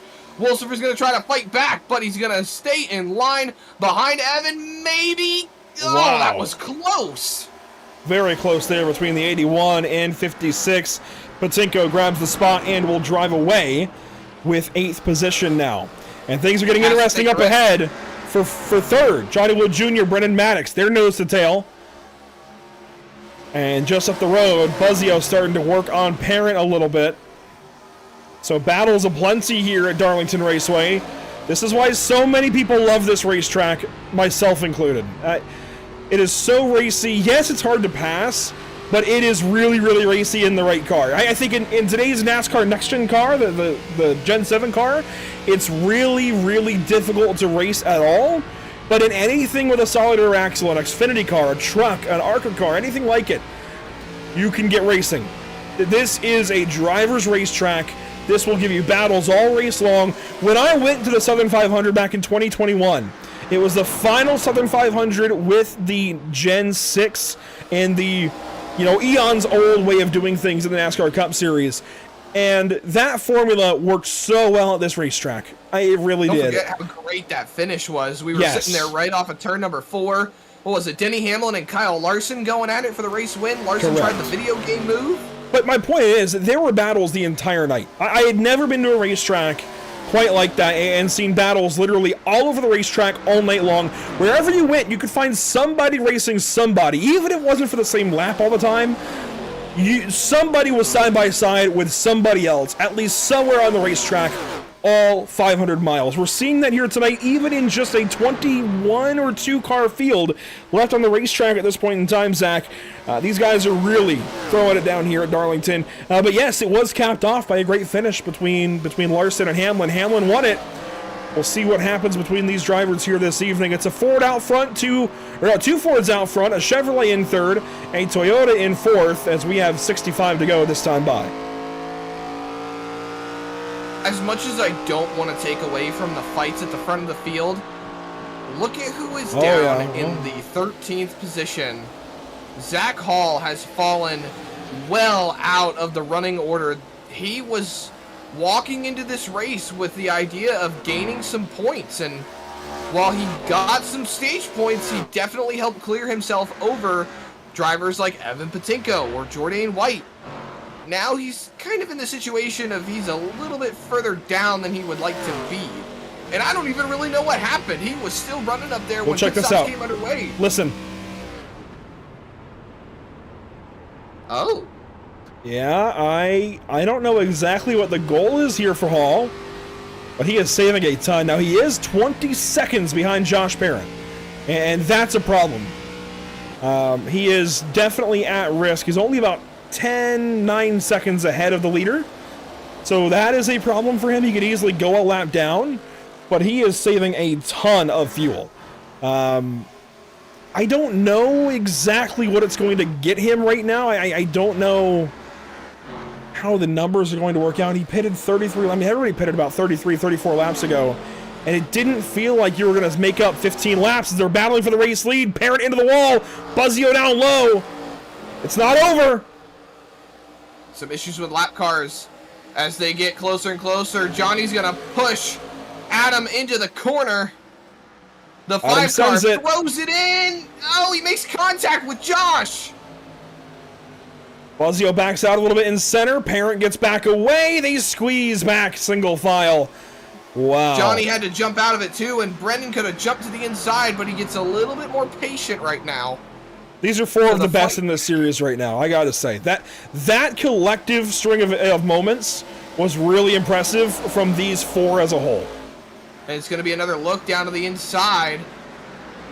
Thinks better of it, stays in line. I say look, he barely took a look. He stayed pretty single file, but Buzzio got to think about it. He was thinking about it as they roll up on Tim Henderson here to put him 4 laps down. Henderson's going to play it safe and move well out of the way of the leaders. Now, further up the road, there are 2 more lap cars. You can see them fighting right up there. If I'm not mistaken, that is Cole Lewis and Coulter Clark. That's what it looks like as Clark goes low. No, it's William Maple, actually. Oh. It's Lewis and William Maple. As Henderson is at the pit lane, Kyle Klenk is in the 31 car. That's interesting. That's not a domino I expected to fall. Well, from here, he would run about 40 to 150, so he's trying to, I think, use the tires. Yeah, short pit a little bit. And not get caught out there on older tires than he needs to be on. I don't hate that call. I don't necessarily hate it, but I feel like it's going to put him at a bit of a disadvantage as these tires start to wear out. But think of it a little bit more on the fuel number as well. We talked about it. These guys were running a few extra laps on what our fuel number was for these guys. So maybe, just maybe, they save 4 or 5 laps over the course of this run. They make it to the end by cutting out a pit stop. I think that's what Hall is trying to do. I don't know that it's going to work for the leaders. I think they would have had to start saving a long time ago and truly commit. I don't think it's going to work for the leaders, but I think that's what Hall is trying to do. As Parent gets right here behind Lewis, it's going to hold the 22 up just a bit. Lewis stays high, gives Parent the bottom. Next up for these leaders will be Dakota Bly in the number 8. And there goes Buzzio to the pits. That gives Johnny Wood Jr. the second spot, and that gives Brendan Maddox open breathing room to try and pass that 75. Down to pit speed, watch it. That might have been speeding. Oh, we're going to have to wait and see. Looking at the entry list, looking at race control. No pit road speeding penalty at the moment for the 5. This is where we started seeing getting... tongue-tied. This is where we saw people getting caught out at Kentucky last week. So we really need to keep an eye on these guys as they roll through the pit lane, as Josh tags the wall a little bit through 3 and 4, as Johnny Wood Jr. starting to close on in. You know, fighting up front is Dakota Bly and Kyle Clank. Yeah, this is going to be sketchy. I think Buzzio might have pitted to get out of whatever he saw ahead with Clank, with Bly, with Stockero, and that's not a bad move at all. Stockero slow off a 2. Clank just gets by, and already Parent has backed up to Wood. I think Buzzio might be in a really good spot here because he pitted to get out of this chaos. These guys are still in the chaos. I do definitely think the short pit is going to jump them. And Buzzio is going to get some sort of substantial lead going out of the pit cycle, but over the course of the long run, you never know. It could still play back into these guys' favor, as Joshua Parent has just called out that he will be heading to pit road this time. Good move, I think. Just comes out of the pit lane. Yeah, Patinko exiting. Parent needs to be much better on this pit entry. He needs to be way down alongside the inside wall. He's trying. Wheel hop a little bit. But that was still a much better pit entry for him. Another car coming in behind him. That was Stallings in the 00, along with Van Wingerden coming in. He's ahead of these guys. He's into his box now. Let's see what Parent does. I would imagine 4 tires and fuel for everybody here, but let's at least confirm for the 22 and 00. Rolling down onto the into the pit box. Parent is in. Johnny nice Wood's in. Smooth, nice and steady. Maddox stays out. Parent's up on the jack. That's 2 tires right there. Do we see 2 tires on that 22? We see 4. Where is Adam Buzzio in this kerfuffle of a pit cycle? So there's the 22 exiting. The 5 car headed down the front stretch. Yeah, he's going to get a ton of time on Parent. He got out of all of that chaos with lap cars and got new tires on immediately. He's already been running 29 ones. Yeah, he's gone. I would much rather have this advantage if I'm Buzzio or anybody on this racetrack. If this goes green, I think the 5 car has the best strategy. Wow. There's smoke all over turns 3 and 4. Clank is slow. Did he miss it? He already pitted. But he is involved in this. It's Clank and Clark. Look at this. So I think Clark is going to be trying to pit. He's slow already in the backstretch. Clank is going to go low, it looks like, to try and... Oh, wow. Oh, my goodness. And Coulter Clark. Clank spun. No caution. We kept it green. And Clark just pits. Clark made it down to the pit lane. That was great. Nothing different for him. Well, let's go back and see what happened here for Clank. No speeding penalty either. Good job for Clark. Kyle clearly did not get any kind of memo that the 54 was pitting, if it was even called out, and that should have been a caution. That is a stopped car on the racing surface. That should have been a yellow. iRacing, what is going on there? Oh my goodness. That should have been a yellow. Well, Zach Hall has not yet pitted. He's out front at the moment. Over Buzzio by 15 seconds. He's not yet pitted. Oh, man. He might be able to do it, Zach. Buzzio is 15 seconds back. Certainly Buzzio is running faster, but not by as much as I would have thought. Hall is still running 30.1s. This might work. I don't know. So he's going to have... We actually just hit the point for the rest of the show. I'll end the vote now and come back to that in a moment. But for Hall, he's only got to go about 3 more laps, and he's in the good. While that may be well impossible, it might still end up just being negated just how much these guys are closing in. And just how much that Hall is going to end up losing out of it all. No. Hall's got this. This is an I can't even put the words together. This is an insane strategy call. I never would have thought this would have worked. This absolutely can. As long as this stays green and he stays running about the same lap times that he is currently, he's got a 13-second lead still, and he's nearly at his pit mark. He's run 49 laps. We have less than 50 to go. Yeah, if this goes green, he's the car to beat. I don't know, Andrew. I really think that the pace could change. If we were to get a caution now, that would completely change the complexity of his strategy. So Zach, look at this. Everybody, including Hall, has to make one more stop. And he's out ahead by 12 seconds.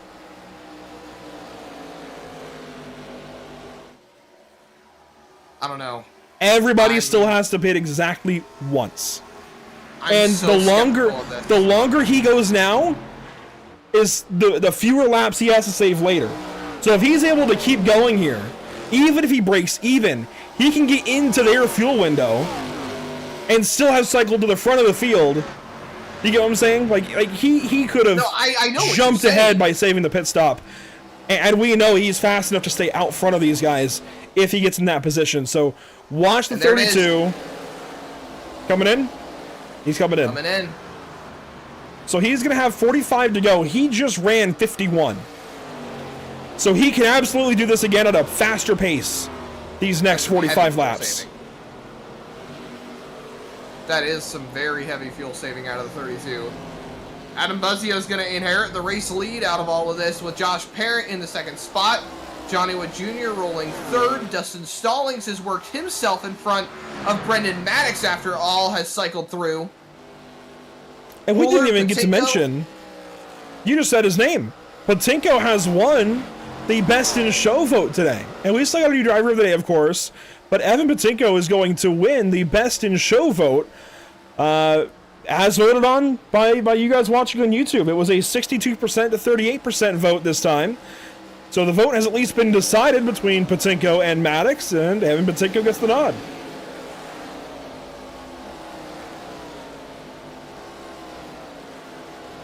I gotta wonder where everything is going to fall into play for these guys. Hall has put himself one lap down.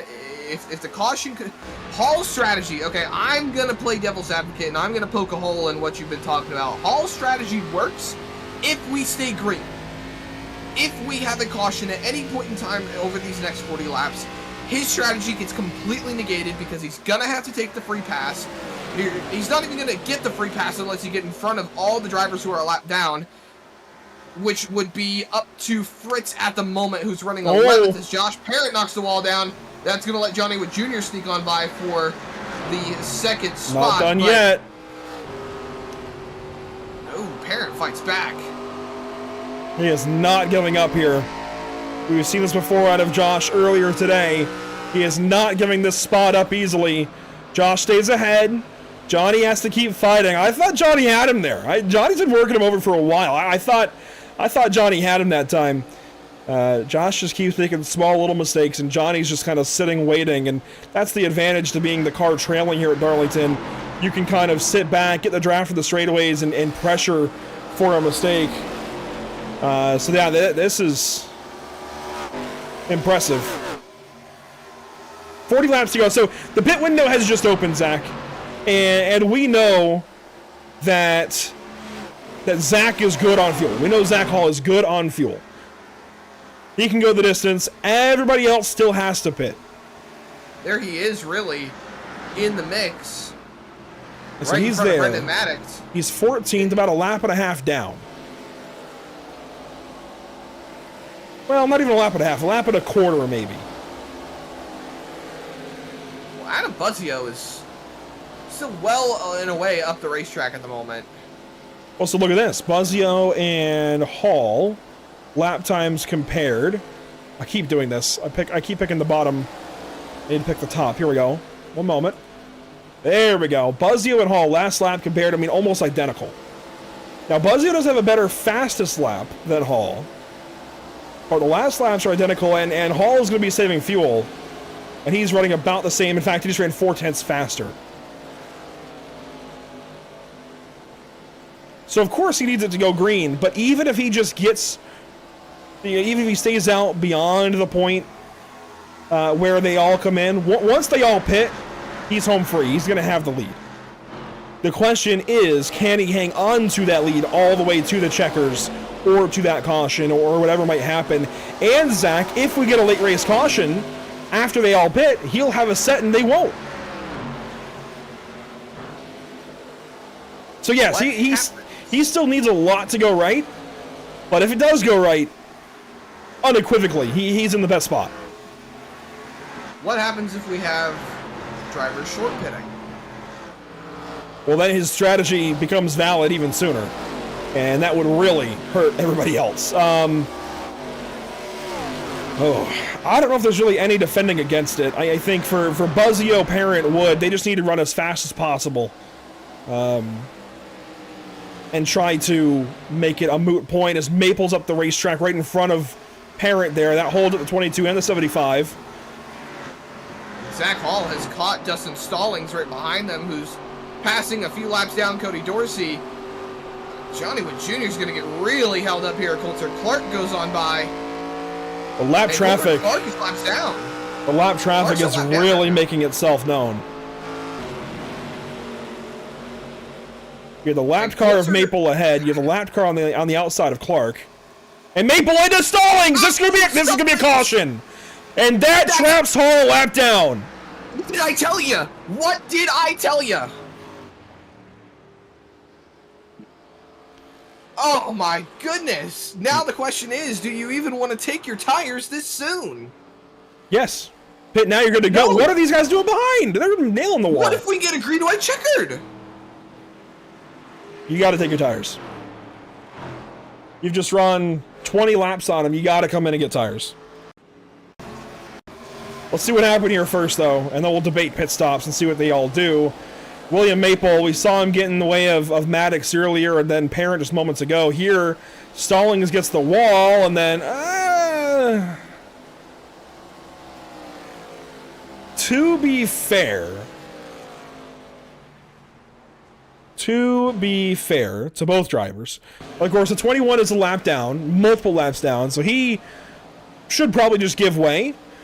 But at the same time, Zach, once Stallings gets the wall, the 21 is called clear, and he's now committing to the back half of the corner. It's going to be really hard for him to just pull the wheel left.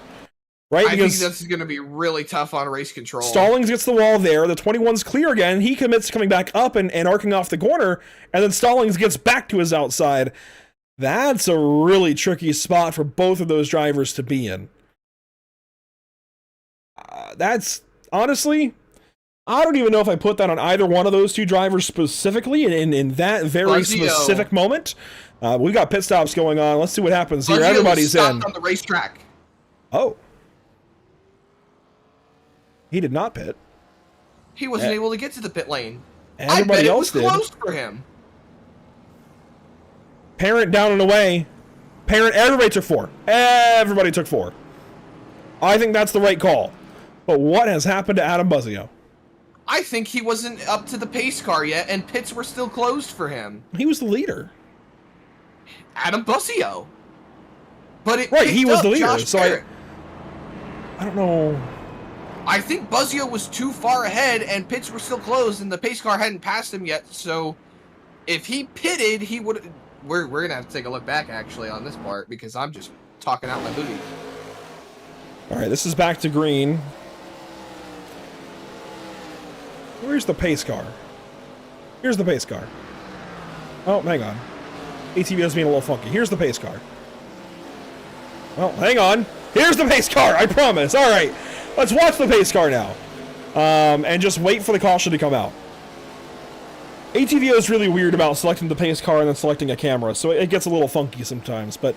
The Phineas and Ferb song, We're Watching and Waiting, is exploding in my mind. There was the caution. Okay, so there was the yellow. Let's back up here. Time of yellow right here. Where's the 5? The 5 is in turn 3.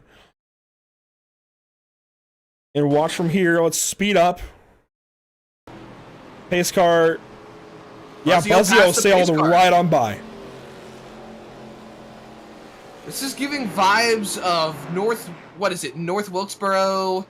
Oh man, they picked up... Oh my goodness, who did they pick up as a leader? Earnhardt said he was the leader. Who was it? Well, regardless of that, Buzzio keeps on going, right?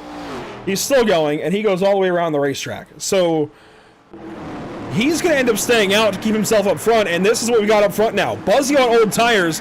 He stayed out to keep the lead. Parent on the outside. He's got tires along with everybody else. We are back green here at Darlington. What the heck is going to happen now?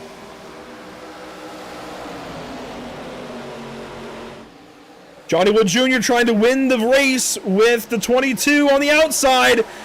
Bottleneck off the corner. Here comes turn 3. And there goes Parent. Inside, sends it underneath Buzzio. Takes the race lead away. 31 laps to go. Now that you're out front, it's got to be save, save, save. But hey, I mean, we get a late race caution. Adam Buzzio has a set of tires to use. He will still need to pit for fuel, I think. He might... Oh yeah, he'll need to pit. Unless he saves a ton, he's going to need to pit. By the way, the 32 of Hall is still a lap down. I told you. The strategy could end up getting caught out with a caution. And it as did. Buzzio has fallen himself down into the 3rd spot. And Perrin is backing up Johnny Wood Jr. He's got to try to save as much tire as possible as Anthony Teseo is taking that car to the pit lane. I know William Maple Jr. hit to the pit lane just a little bit ago. I think it's these two right now for the win. I think it's these two. They've been the best in Stage 2. If Stallings can get back up here, and he does now, he gets ahead of Buzzio. We might have a 3-car race. I think these are the 3 best here tonight. Parent, Wood, and Stallings in no particular order. I think it's going to be between these 3 for the win, and maybe that sounds like an easy call, but with all we've seen tonight, anything could still happen, and these 3 really feel like the best on the racetrack as Wolfsford nails the wall. But we stay green. And this all worked because Buzzio pretty much stayed on the racetrack. The biggest competition at the moment is down a lap. You've got Fritz down a lap. You've got Hall down a lap. Dorsey's down a lap.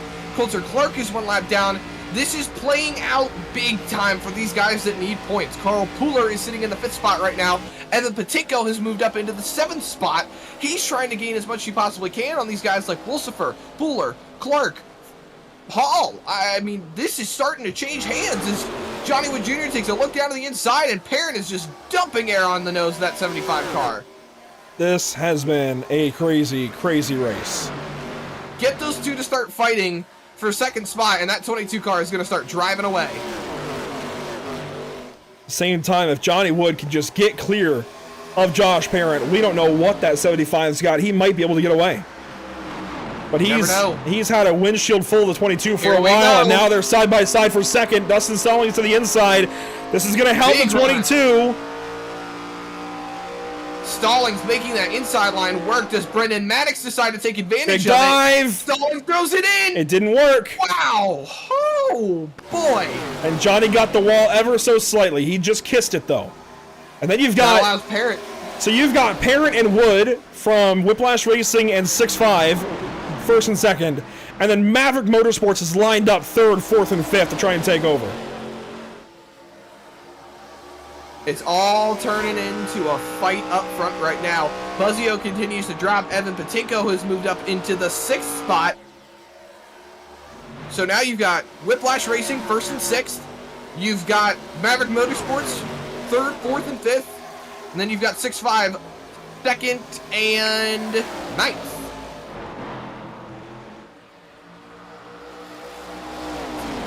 This is going to be a very formative race for the season as a whole, I think. We'll see exactly how it all works out here very, very soon. We are getting close, though, as well, to North American Racing League Driver of the Day nominations. I want to hold off just a little bit longer in case it gets crazy again. But, Zach, we got to start thinking about it, as these guys are inside of 25 laps to go. This next time by will be 23 to the finish. Stallings really riding up on the back bumper again of Johnny Wood Jr. Taking a look down the front straightaway, stays in line though. You can see him just poking about half a car length to the inside, and I like what Josh is doing. He's backing up on entry, and Johnny keeps expecting to throw it on in there that he's going to have the clearance, and he keeps having to jump out of the throttle, and that is allowing Parent to really pull away on exit. And here we go again. Stallings down to the inside of Johnny Wood Jr. Side by side for second off of turn number 4. Is going to let the 22 car pull away again. Does Stallings throw it in once more? He goes way down below the white line. Gives Johnny more room. And Parent pulls away just a little bit more. Obviously, it's necessary for Dustin if he wants to get to the win, get back up to the lead. He has to go side by side with Johnny. But every time he does, it hurts him because they're so evenly matched. So it's obviously necessary, but it keeps hurting him. It's weird. And for Johnny, he's got to hold him back, right? I mean, for each of them, they have to fight if they want to win this race. But it's making it harder for them to win this race because they keep pulling themselves back of the 22 car. And you got to think about what this is doing to their tires. Josh is just able to ride in clean air and save. And then you've got Brendan Maddox, who keeps having to slow down for them. That allows him to just back his corners up, save a little bit more, save a little extra, and just have that speed as the run goes on. I will say all of these guys need to pray that it goes green. Oh, boy. So all of these cars in this top 5 are good on fuel. The only questionable car on fuel is the 5 of Buzzio. But should we get a caution, that would change things. He's got to save to make it right now, and even then I think it's a long shot. But we've seen crazier things out of Zach Hall tonight. But if we get a caution at all, the race is in the hands, I think, of the 5 car. And the top 10 still on the lead lap. If Buzzio stays on the lead lap, Hall is going to have to take the free pass and go to the back. So that's going to put Buzzio in prime advantage to take this race win. Ooh. Should we get a caution? Here we go. Another look from Stallings. Stays in line, stays patient. I say that, he goes down to the bottom once more. Stallings was on Johnny's quarter panel and finally gets clear of car 75. Now it's off to the races, 22 versus 00, and I think the 00 is a bit better. You never know. Johnny has definitely slipped back away from Stallings. Now Maddox takes a shot to the inside of Johnny Wood Jr. Josh's best friend was certainly the 75 of Johnny Wood up ahead as Wolsifer goes a lap down. He runs in 9th. He's got a lot of damage from hitting the wall repeatedly. And Dustin, he's starting to close in for that race lead. That paints another picture for Zach Hall. Now he's got one more car to pass to try and get that lap back. Cars coming out of the pit lane. Who is that coming out of the pit lane, actually? That's going to be right in front of Parent and Stallings. That was Kyle Klink, I think. Looked like it. It was. Got one car up the road. He's 4 laps down. And these are your 16 leaders. laps to go. Well, Andrew, you said we got to start thinking about an ARL driver of the day. I was thinking it. I'll let you go ahead. Go ahead and get your nominations out. I think one person that I'm going to go ahead and pick, he won Best in Show. I think he deserves it. Evan Patenko, he's up 12 spots right now into the 6th spot. He didn't get any stage points, but he has been tirelessly fighting to keep himself in contention for this chase, and with his competitors dropping down the running order, this is definitely helping him in getting into prime position going into Atlanta next week. Evan Patenko's got to be at the top of my list. I think second on the running order, though, honestly, I'm going to have to go with Carl Pooler. He's kind of had a bit of a string of bad luck here and there, and, you know, he's in a good spot right now. If things happen up in front of him, he's in prime position to take it over. And I'm just going to keep it easy. I'm just going to take the top two. I think you hit the nail on the head as far as drivers we did not expect. As far as drivers we did expect, they're leading. Parent and Stallings, I think. And Zach Hall would be on this if his strategy had worked. Unfortunately, it didn't. And that's just the way the cookie crumbles. Hey, he's up to 8th, though. Yeah, he's still a lot down, though. But I think Parent and Stallings certainly have to go on my list. And we also just want to get the list out at this point. As here we go, for the race lead, Stallings and Parent, they get back single file. But, man, it's going to come to a precipice very, very soon between these two. That it is. Air getting packed on the nose of the 00. It's so hard to pass. We talked about it all race, and now Stallings gets backed up a little bit towards Wood and Maddox.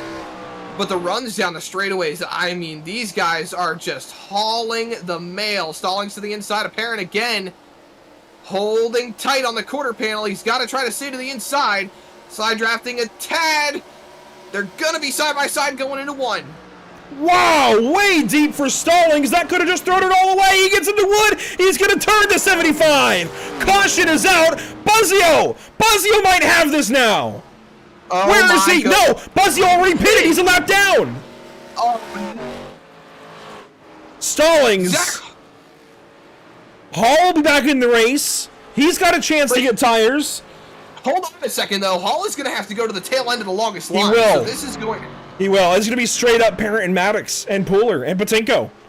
Oh, my goodness. And if I'm Johnny Wood Jr., I'm livid. Absolutely livid. That's the What way do it we even goes. call that? Do we call that a bit of a desperation move out of Stallings? Do we say that he was just racing? I mean... It is Oh just my racing. goodness. It is just racing. I got to clarify that. It is just racing. But if I'm Wood, I'm mad. You know, you see Stallings there to the corner.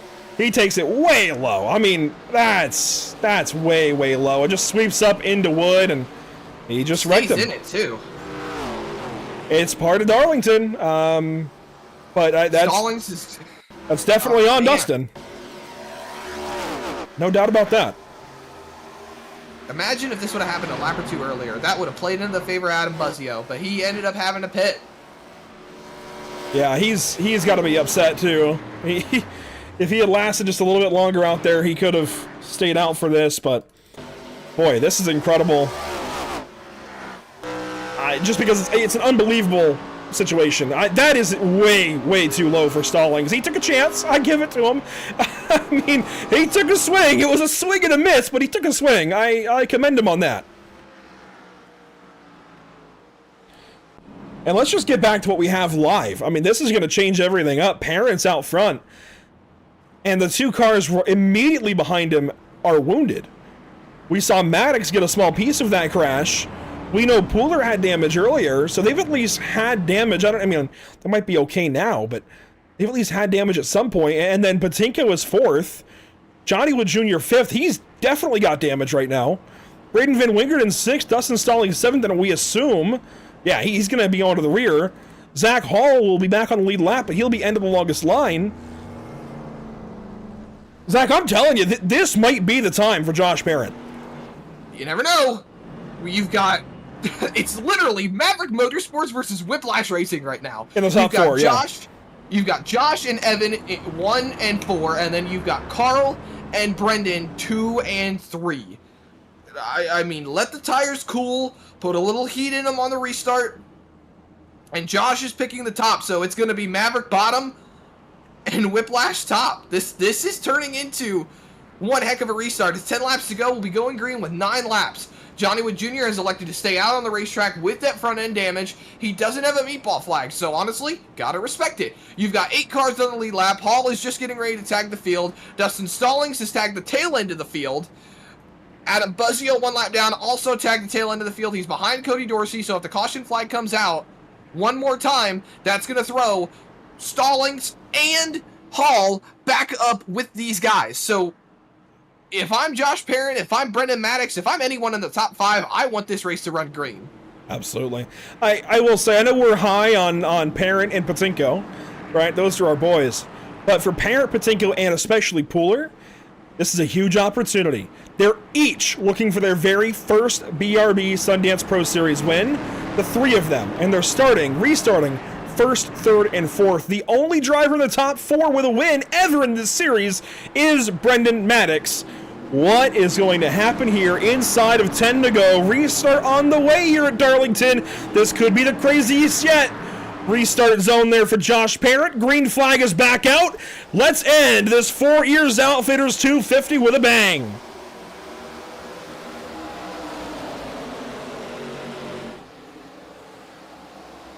Pooler clear to third. Maddox looks low here on Parent. Off the corner, Maddox nails the wall. Several cars in the wall. Pooler tagged the wall, but it's still single file. They're all spreading out back there, trying to find some racing room. Stallings coming in to serve his penalty. 1 lap complete off the restart. We have got 7 laps to go here at Darlington. Everything is just changing hands. Zach Hall is up to the 7th spot. He is 2.5 seconds behind Joshua Parent and Brendan Maddox. Hall has got to fight for his life to go up there and try and get these guys. Maddox on the back bumper of the 22 car. 6 laps to go. I feel like Hall might run out of time if he can't get there. Absolutely, Pooler right and now. Patinko fighting it out for third. Right now, it is these top 4 for the win. Hall is up to 6th. He's just gotten by Braden Van Wingerden. He's got brand new tires. He is going to come sailing up. He is 6 more tenths he's lost. 3 seconds behind these guys. If he can rip clean laps, he can run them down. It's just not going to be easy. 5 to go.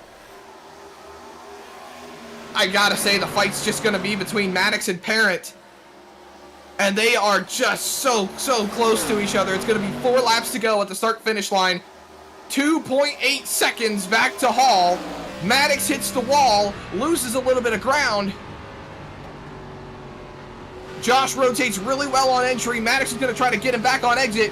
Dips the left sides below the white line. I don't know how well it's going to help. He lost about 200ths through 1 and 2, but gets it back down the front stretch into 1. Look at the entry speed. He's in the wall. Maddox is in the wall. He's lost a little bit of ground. He has to catch the car. Pooler coming into the mix. Could Pooler go for second? Hall is in the distance, closing. I think it might be too little too late, but he is giving it a run. He is battling now with Johnny Wood Jr. Here they are, side by side. Hall gets by. That's for 5th. Hall is still 2.5 seconds back. And we have got now 3 laps to go here at Darlington Raceway. Evan Patinko now has to fight off Zach Hall. Maybe. He's still got 2 seconds, 1.5 seconds or so. He's got Clark behind him. It's going to be Popsicle 6 in the air this time by, though, for Joshua Parent, who has gotten 2 tenths clear of Brendan Maddox. The run is in the 22 car's favor. Could this be win number 1 for Josh Parent? Could this be win number 1 for Whiplash Racing? 2 laps to go for the double 2. Just inside of 3 miles to go. Here comes Maddox. A run now out of turn 2. He's going to go low. A block there. This is for the win. Maddox falls back. White flag is coming this time. Friendly competitors throughout the season. I doubt they're going to race each other aggressively, but they're going to race each other hard. Front straightaway, here we go. White flag's in the air. White flag, 1 to go, presented by Whiplash Sim Cams. Maddox down to the bottom. Big bend into 1. Stuffs he throws him. It in there. They make contact. Parent gets away. Well and clear. Parent gets away. Patinko, he's trying to get by. He slams the wall. Pooler crashes. Carl Pooler crashes on the back straightaway. Josh Parent gets by. Zach Hall gets by for second. Maddox and Patinko battle for third. But finally, Zach, call it. Darlington. Zach Hall makes it up to second place. Brendan Maddox hangs on for third. And then Patinko is 4th. Whiplash Racing is on the board. Win number 1 for the team. That was so loud, the mic quit out. Josh Parent finally gets his maiden victory in the BRB Sundance Pro Series. It's a long time coming for Josh and for Whiplash Racing. Race winner finally is car 22. And there's a lot of chaos behind it. A lot. So Josh brings it onto the front straightaway. He's going to burn it down, and we've got to recap a whole bunch of chaos there to the line. Josh Parent finally grabs himself a W here in the BRB Sundance Pro Series. A force to be reckoned with. Patinko's going to join him. Teammate Burnout Patinko came over this season and joined Josh at Whiplash Racing. Anthony Teseo. Teseo joined the team last week. They're all going to burn it down. This is for all of Whiplash Racing, for Parent, for Patinko, for Carden, for Teseo, heck, for Magnus Anderson, who was with us at the start of the season. But let's see in just a moment what the heck happened, because a lot happened. You know, we're obviously happy Josh finally got it. But I can't believe what just happened behind them. I can't believe it either. It's really just went all over the place. I promise. How about Zach Hall recovering to the second spot? We will take a look in just a moment. Just giving these guys their moment, just like everybody else has had. Burned it down so good, they blew the motor. We don't need that one anyways. Let's go back. Let's. I feel so bad for Carl. I mean, he had second, and then what happened to him, I have no clue. There you see the car is all destroyed. Man, let's see what happened here. This is white flag. So this is into turn one. Brendan gets into Josh. Brendan hangs on, but barely. Then he comes up off of turn two, and right in front of Patinko. That's how Hall got by, and Hall just happened to go right between them and Pooler. Pooler, I think, got the wall on his own. Let's see this. Carl Pooler. Onto the apron, slammed to the wall all on his own. And then Coulter Clark just piled into him after hitting the wall as well, but Coulter really didn't have anywhere to go. Oh my goodness, what a run there to the end. But watch this. Watch this for Hall. He's fifth into turn one, sixth even maybe. I don't know. I think he was fifth. And then watch this. What? See ya. That's incredible. Can we say it, Zach? Yeah, I think so. I was about to say. I mean, 2 incidents in one right there that he missed. That was incredible. Wow. I know a lot of drivers got short ends of sticks there, but for Parent to get hit on the last lap and still drive away, and for Hall to go from fifth to second in a matter of a quarter of a lap. I mean, look at this. They stack up. He just goes right underneath. Pooler's crashed on the inside, and Hall sneaks by for second after all that happened to him tonight. And then Brendan Maddox somehow gets back. You see, he and Patinko threw it off into the corner as hard as they could. Patinko comes up short. Wow. That was something else.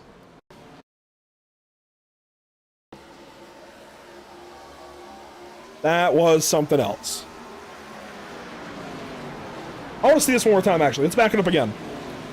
One more backup here between these two. See the block there from Parent. Maddox gets down there, and then Maddox just went a little too low, comes up into Parent. I would have liked to have seen them be able to stay side by side through the corner maybe and race it down to 3. That sets up for all of this. Everybody was just in the gas hard on the last lap and didn't want to lift. I get it. It was the race for the win. There was not much you could do, but you know, Andrew, I have to say it's about time that we saw Josh Parent get his first win, and it came so well with racing Brendan Maddox for the race win. I mean, what a topsy-turvy way to end this race at Darlington. This has got to be an instant classic in BRB Pro Series history as one of the most topsy-turvy, strategy-wise, race-pace type races you ever seen in the South. That was insane. Let's take a look at the unofficial race results, as we always do. 72 laps led for Josh Parent this evening. That is a large number for sure. Zach Hall comes up second. Man, what could have been for him at several points in the evening. Brendan Maddox third. And Evan Patinko, talk about rising to the occasion.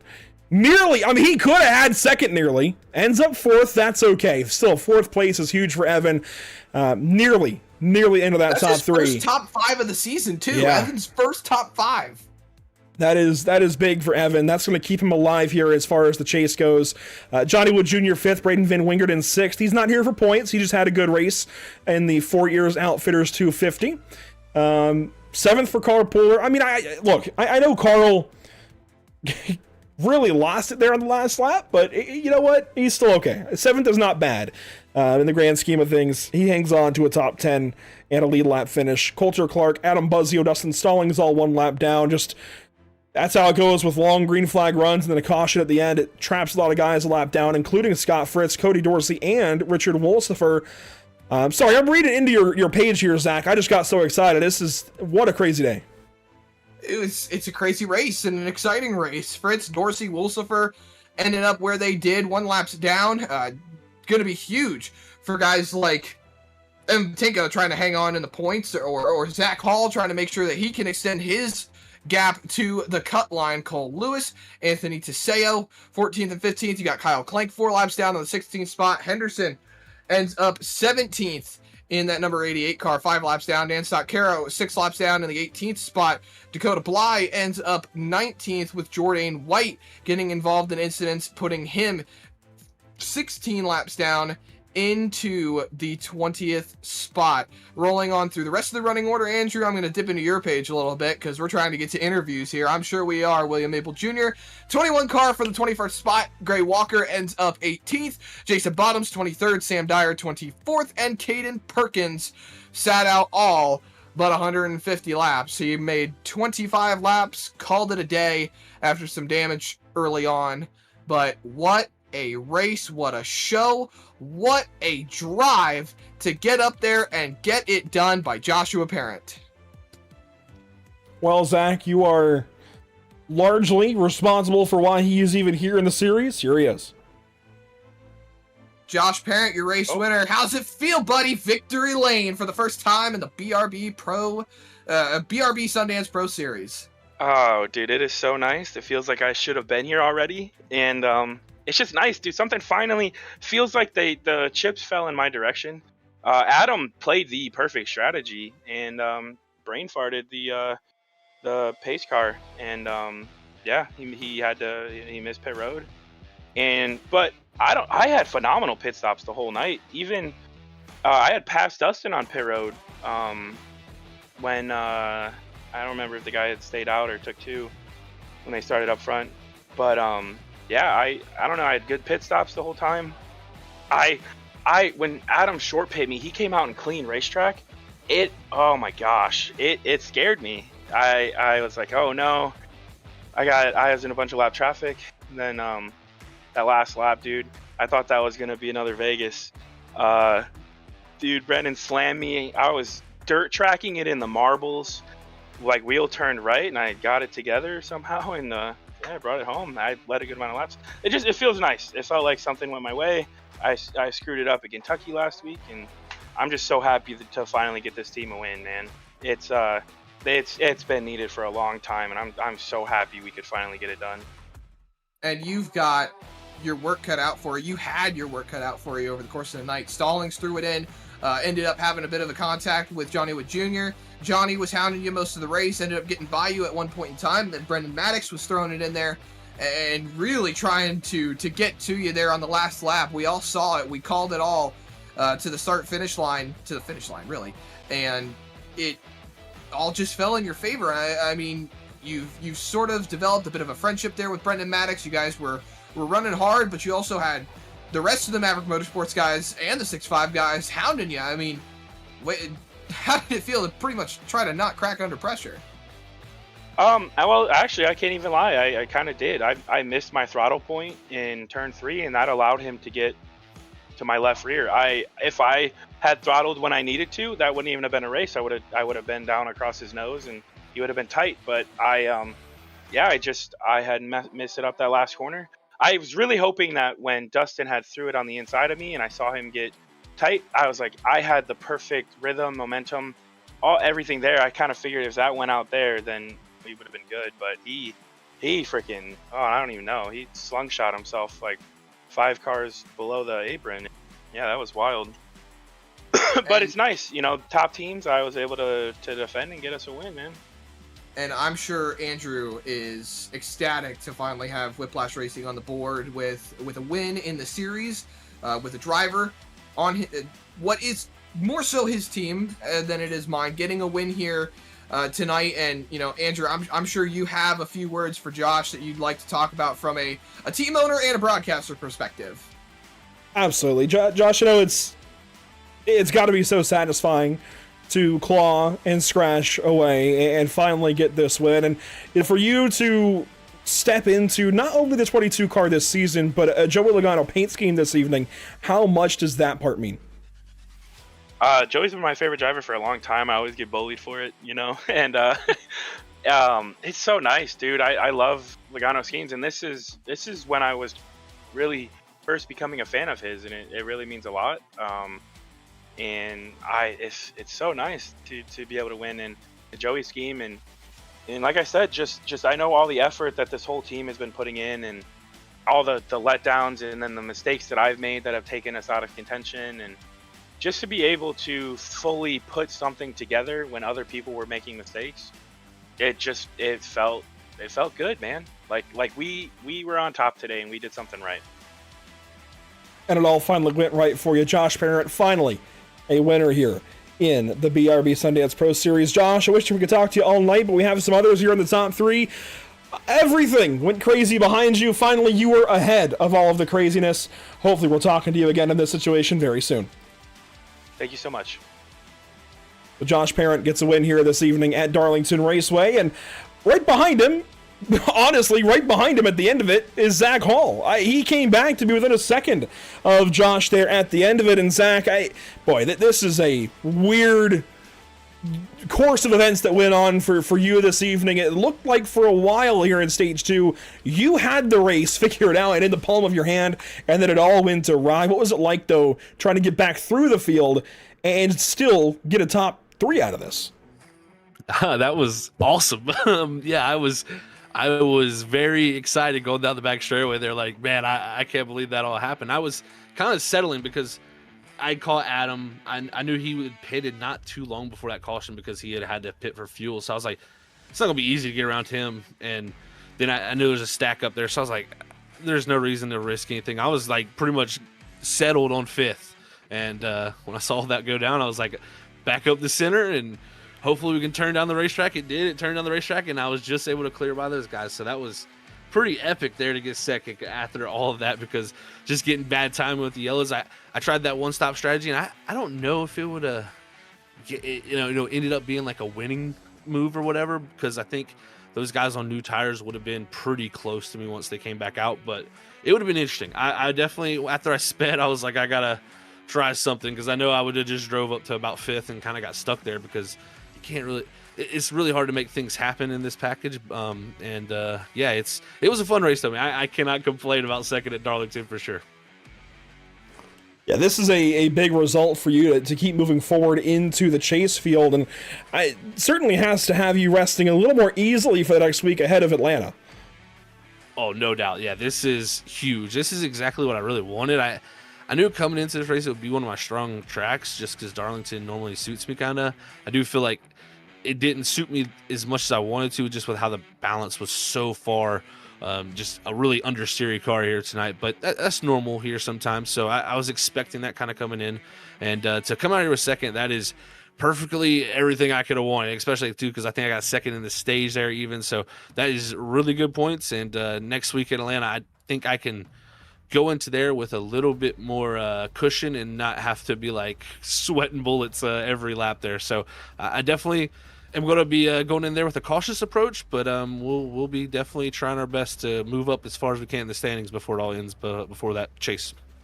Well, Mr. Hall, congratulations. P2, after we talked to you earlier this evening, we talked to you a little longer, but Spectrum advised us we might have interruptions after 11 o'clock. It's 11:01, so we'll bid you adieu, and hopefully we're talking to you again soon. Hey, you guys have a great night. On down to third position this evening, that will be Brendan Maddox with a solid third place. But boy, what could have been there on the final lap? What was going through your mind into turn one on lap 175? To be honest, I had resigned myself to, lap 174. I had a run on Josh, and he just he blocked it low, which is fair game. We're coming to the white flag. And then to me, that was kind of like my last move. Then he missed his throttle point. Yeah, he just rolled 3 too much, and it gave me another run. And I figured, you know what? I got at least one more shot at it. So I just went low there and tried to side draft him, and then tried to, for no better way to say it, shortcut turn one a little bit. Slide job a little bit is what I was going through in my head. But Josh did a very good job. First of all, just going to say I'm happy to battle the guy. I was just telling him, like, it's just kind of poetic that the two guys that were running up front last week and got speeding penalties are fighting for the win here tonight. So that was kind of cool. But also just talked to him and kind of mentored him a little earlier this year. And, told him his first one was coming, and, leave it to me to be the one to run into him in the middle of the track and almost ruin it. Oh my gosh. Yeah, I thought, honestly, whenever I went sideways, I thought I was done. And then I just tried to hang on to it and slid up the track and somehow retained third place. There's no better way to finish that. I hope it was exciting to watch. It was definitely that, and then some. I gotta ask, from stage one, this race was absolutely crazy, and I think that extends beyond, not just our viewpoint of the race, but also your experience this evening. What happened earlier in stage one? Sorry, I lost you there for a minute. You asked what happened in stage one? Yes, sir. What happened there with the pit stop? I ran out of fuel. I didn't put enough fuel in things, so I ran out at the end of the stage. Literally coming to the stage, I think I probably got 6, and then I asked for Braden to push me past the line or whatever there. So I just did math wrong, to be honest. I was maybe half a lap too short. Didn't get enough fuel in the car, so that's just what it is. Unfortunately, and apparently it caused some controversy. Someone called out over the radio for me that I had no fuel and I was getting pushed, and apparently nobody heard it. So people kept on hanging behind us, and I didn't know that. And I was focused on trying to get to pit road and whatnot. And apparently that caused a bit of controversy that I don't know, we'll have to look at, I guess. So, but yeah, I just simply didn't put enough fuel in it. Ran out of fuel. Another dumb mistake that should be avoided in these situations. Well, it all worked out for a third place effort tonight. Congratulations, Brendan. I know it was a rocky road to get started there, but boy, it definitely has to feel pretty sweet to get a third place. Yeah, I'm happy. I like it. Like I said in the chat, I love this. I love this track. It's really fun in these cars, and I think I was expecting to come into this week. I'm usually not very good at Darlington. I wasn't very good in the next gen. So I expected coming into this week that I wasn't going to be very good, and just hit practice yesterday, and I had a good practice race. Lost to Adam in that one, but from the practice race yesterday, I kind of thought I'd be decent. I had some pace tonight, and I think that showed. I had to challenge Mr. Josh for a win there at the end, and it was fun. So I enjoyed it. It was a lot of fun to watch and talk about as well, and yell about, frankly, in the last 20, 25 laps. But Brendan, once again, congratulations, and hopefully we'll talk to you again soon. Awesome. Thank you, guys. Brendan Maddox with a big third place here. Nearly a big win at a couple of moments throughout the evening. Third place, though, when it's all said and done. And Zach, what we haven't even done yet this evening is look at the schedule. Here it is. It's just Atlanta now between us and the chase. One more chance to get enough points to be in the top 12 in the standings. And again, certainly some guys made some ground up. I think those would be Pooler, Hall, certainly, Patinko. That's about it. If they weren't listed, well, Clark actually top 10'd That's going to make it tighter on Patinko. I guess we'll see what happens. It's going to be a very tall order for anybody not already in the top 12 to make it in, I think, but So it all comes down to Atlanta. here is what I'm looking at right now.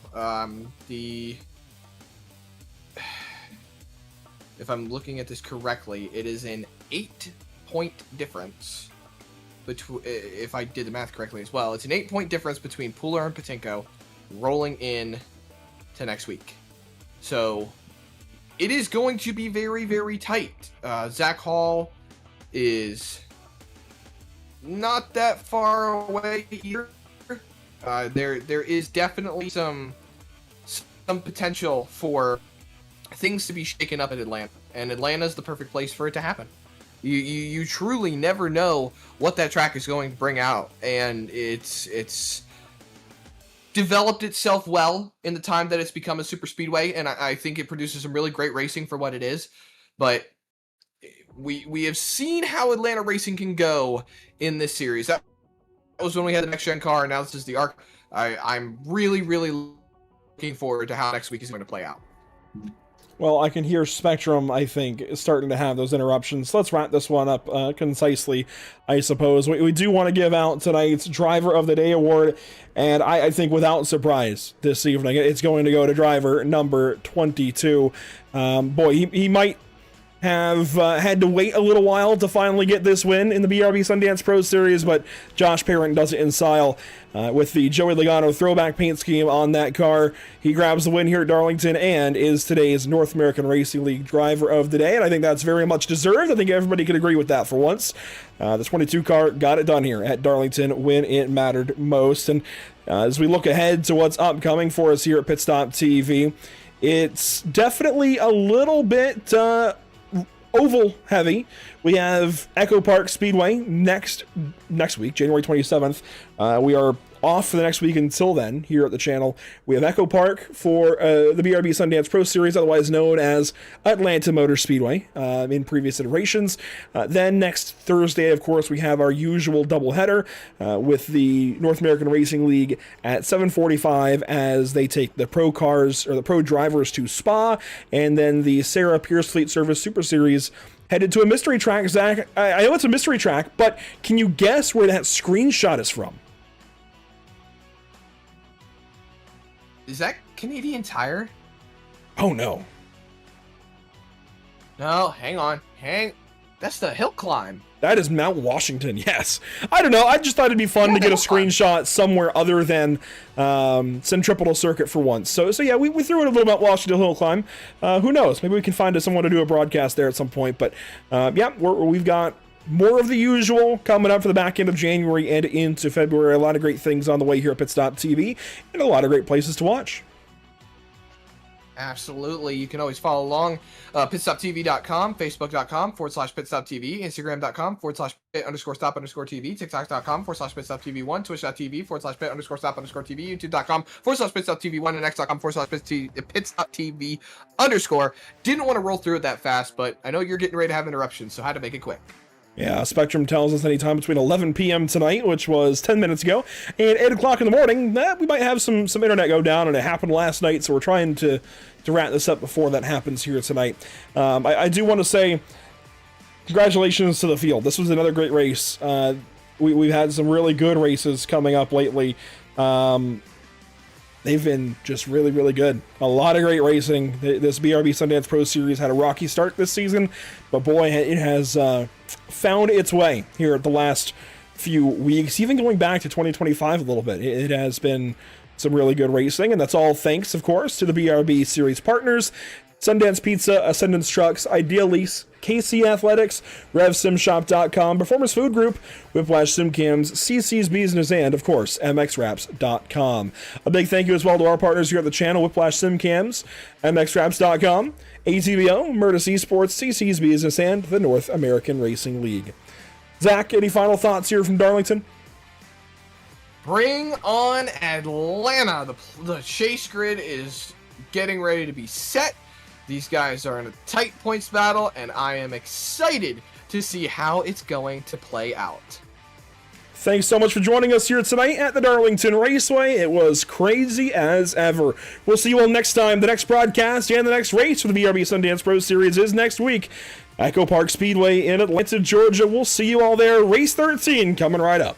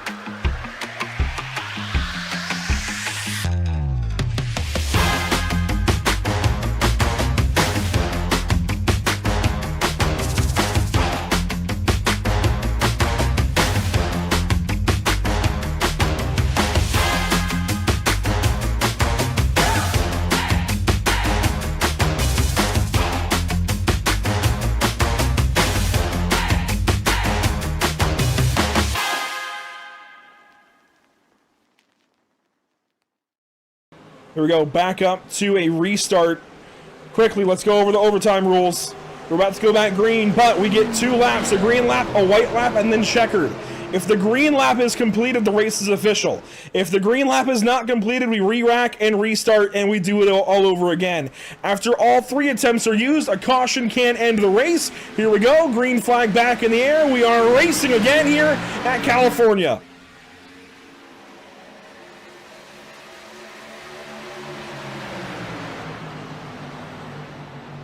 Already contact there with Joe Lawrence. He's trying to hang on. He pedals the car, but it holds up Noah Rainwater. Out front is Vicente Salas, and it is Lane Riggs. A heck of a save by Joe Lawrence as they are single file. Riggs and Salas duking it out, trying to do what they can to fight each other for this win. Riggs is trying to find a way around on the top side, but as they come around, it's going to be white flag in the air presented by Whiplash Sim Cams. We are going to make this race official, and we're going to finish it on my favorite number. White flag is in the air. Riggs underneath Salas for the lead. For the lead and the win here at Auto Club Speedway, Lane Riggs finally gets down to the inside of Vicente Salas through turns 1 and 2. Can he hold on to it? Side by side still down the back straightaway. Riggs is going to do everything he can, but he's by himself. He's not going to have the drafting help as Slow is up top, trying to decide who he's going to push. The nose in front goes Big to Riggs. Slow goes to the bottom. Big Riggs send from Slow. He's going to move up the racetrack now. Brandon Slow driving Lane Riggs to the wall. It's going to be a straight-up drag race down to the stripe. Who's going to get there first? It's going to be... I don't know. Vicente Salas, I think, has done it again. What a finish! Wow. What a run to the end by these drivers. Officially, Salas gets it, and Slow and Riggs tie 17 100ths of a second, 17 1,000ths of a second behind Salas.